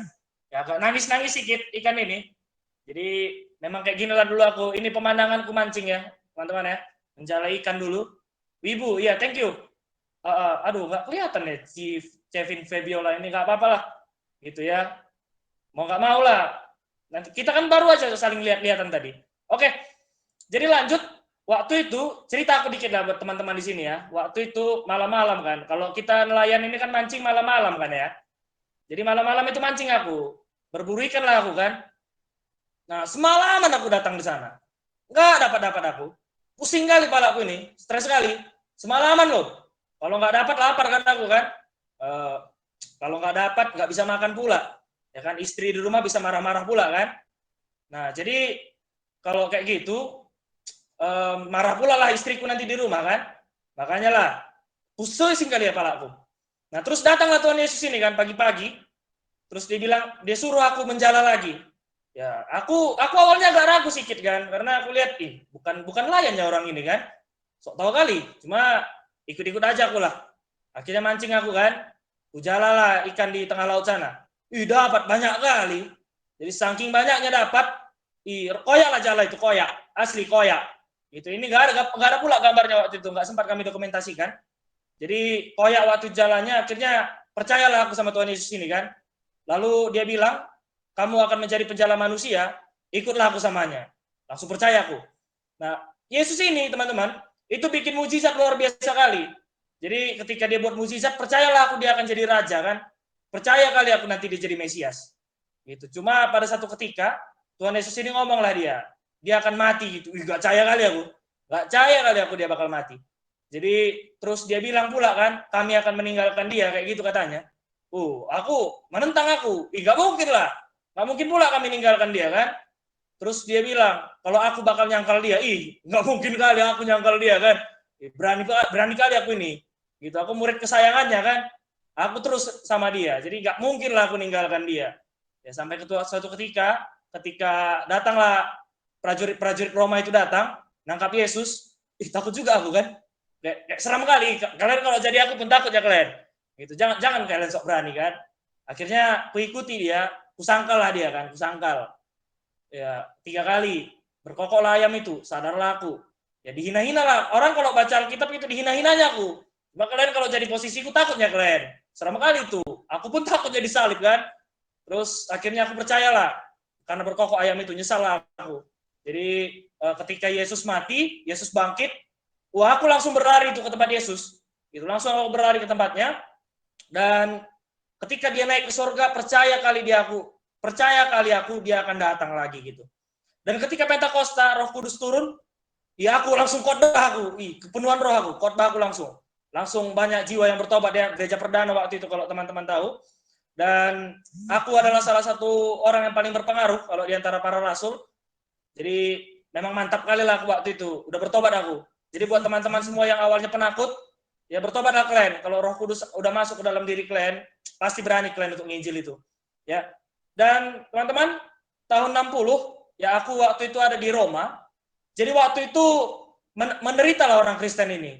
Karena dianiaya lah dia sama Kaisar Roma kan. Jadi, kasihan kali lah aku ngeliatnya kan. Gak tega lah hatiku. Jadi aku tuliskanlah surat untuk mereka. Yaitu kalau teman-teman tahu di Alkitab itu 1 Petrus. Ya teman-teman. Jadi teman-teman bisa lihat. Ya di situ aku kuatkanlah orang-orang menderita ini. Biar gak murtad pula mereka kan. Murtad pula mereka nanti repot kita. Jadi aku tuliskan ini. Biar semakin kuat mereka. Semakin percayalah mereka sama Yesus ini kan. Jadi di sini kutulis, kuingatkanlah mereka bahwa yang pertama, kuingatkan mereka akan panggilan mereka dan warisan sorgawi di dalam Yesus Kristus. Jadi kuingatkan mereka akan warisan ini, apa yang mereka akan terima kelak ketika mereka menahan penderitaan ini gitu. Lalu yang kedua, kuingatkan pula mereka bahwa iman dan kasih itu perlu diuji, perlu dimurnikan. Lewat apa? Penderitaan. Jadi suatu hari mereka akan menerima pujian, hormat dan kemuliaan yang akan mereka terima ketika Tuhan datang. Lalu kuingatkan pula mereka akan keselamatan besar yang sudah dimuatkan nabi-nabi. Jadi kuingatkan mereka bahwa mereka akan selamat, mereka akan menerima keselamatan suatu hari nanti. Lalu terakhir, di 1 Petrus ini, kuingatkanlah mereka supaya mereka terus hidup, tidak seperti orang-orang dunia, tapi hidup kudus seperti yang diajarkan oleh Tuhan Yesus. Kayak gitulah kuajarkan mereka. Jadi kuyakinkan kali mereka ini, supaya mereka bisa hidup tahan sama penderitaan karena kebenaran, supaya mereka disenangi oleh Allah. Kayak gitulah yang kutuliskan dalam 1 Petrus ini. Nah kalau 2 Petrus, jadi kutuliskan lagi 8 tahun bersilang ya, tahun 68, tadi tahun 60 kutulis, tahun 68 kutulis lagi. Jadi ini kutulis dua-duanya untuk jemaat di Asia. Mereka sedang menderita.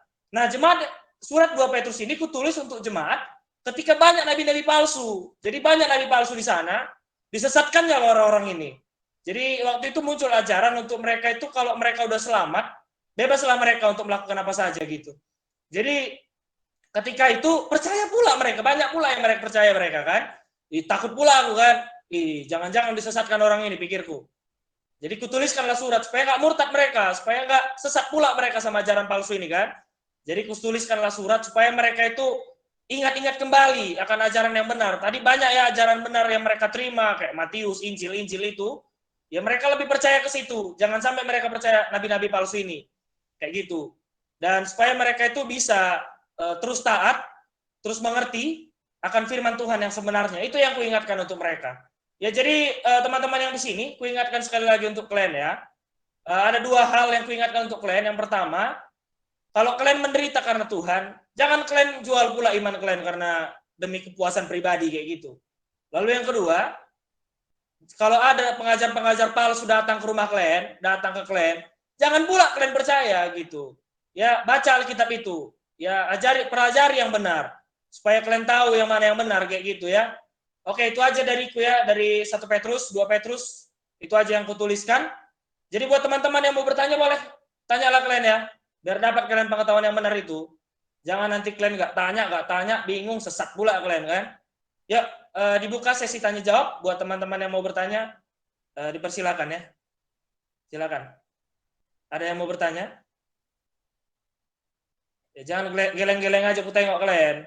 Nanti kalau kalian nggak nanya aku yang nanya ya. Aku tanya kalian ya. Gak ada.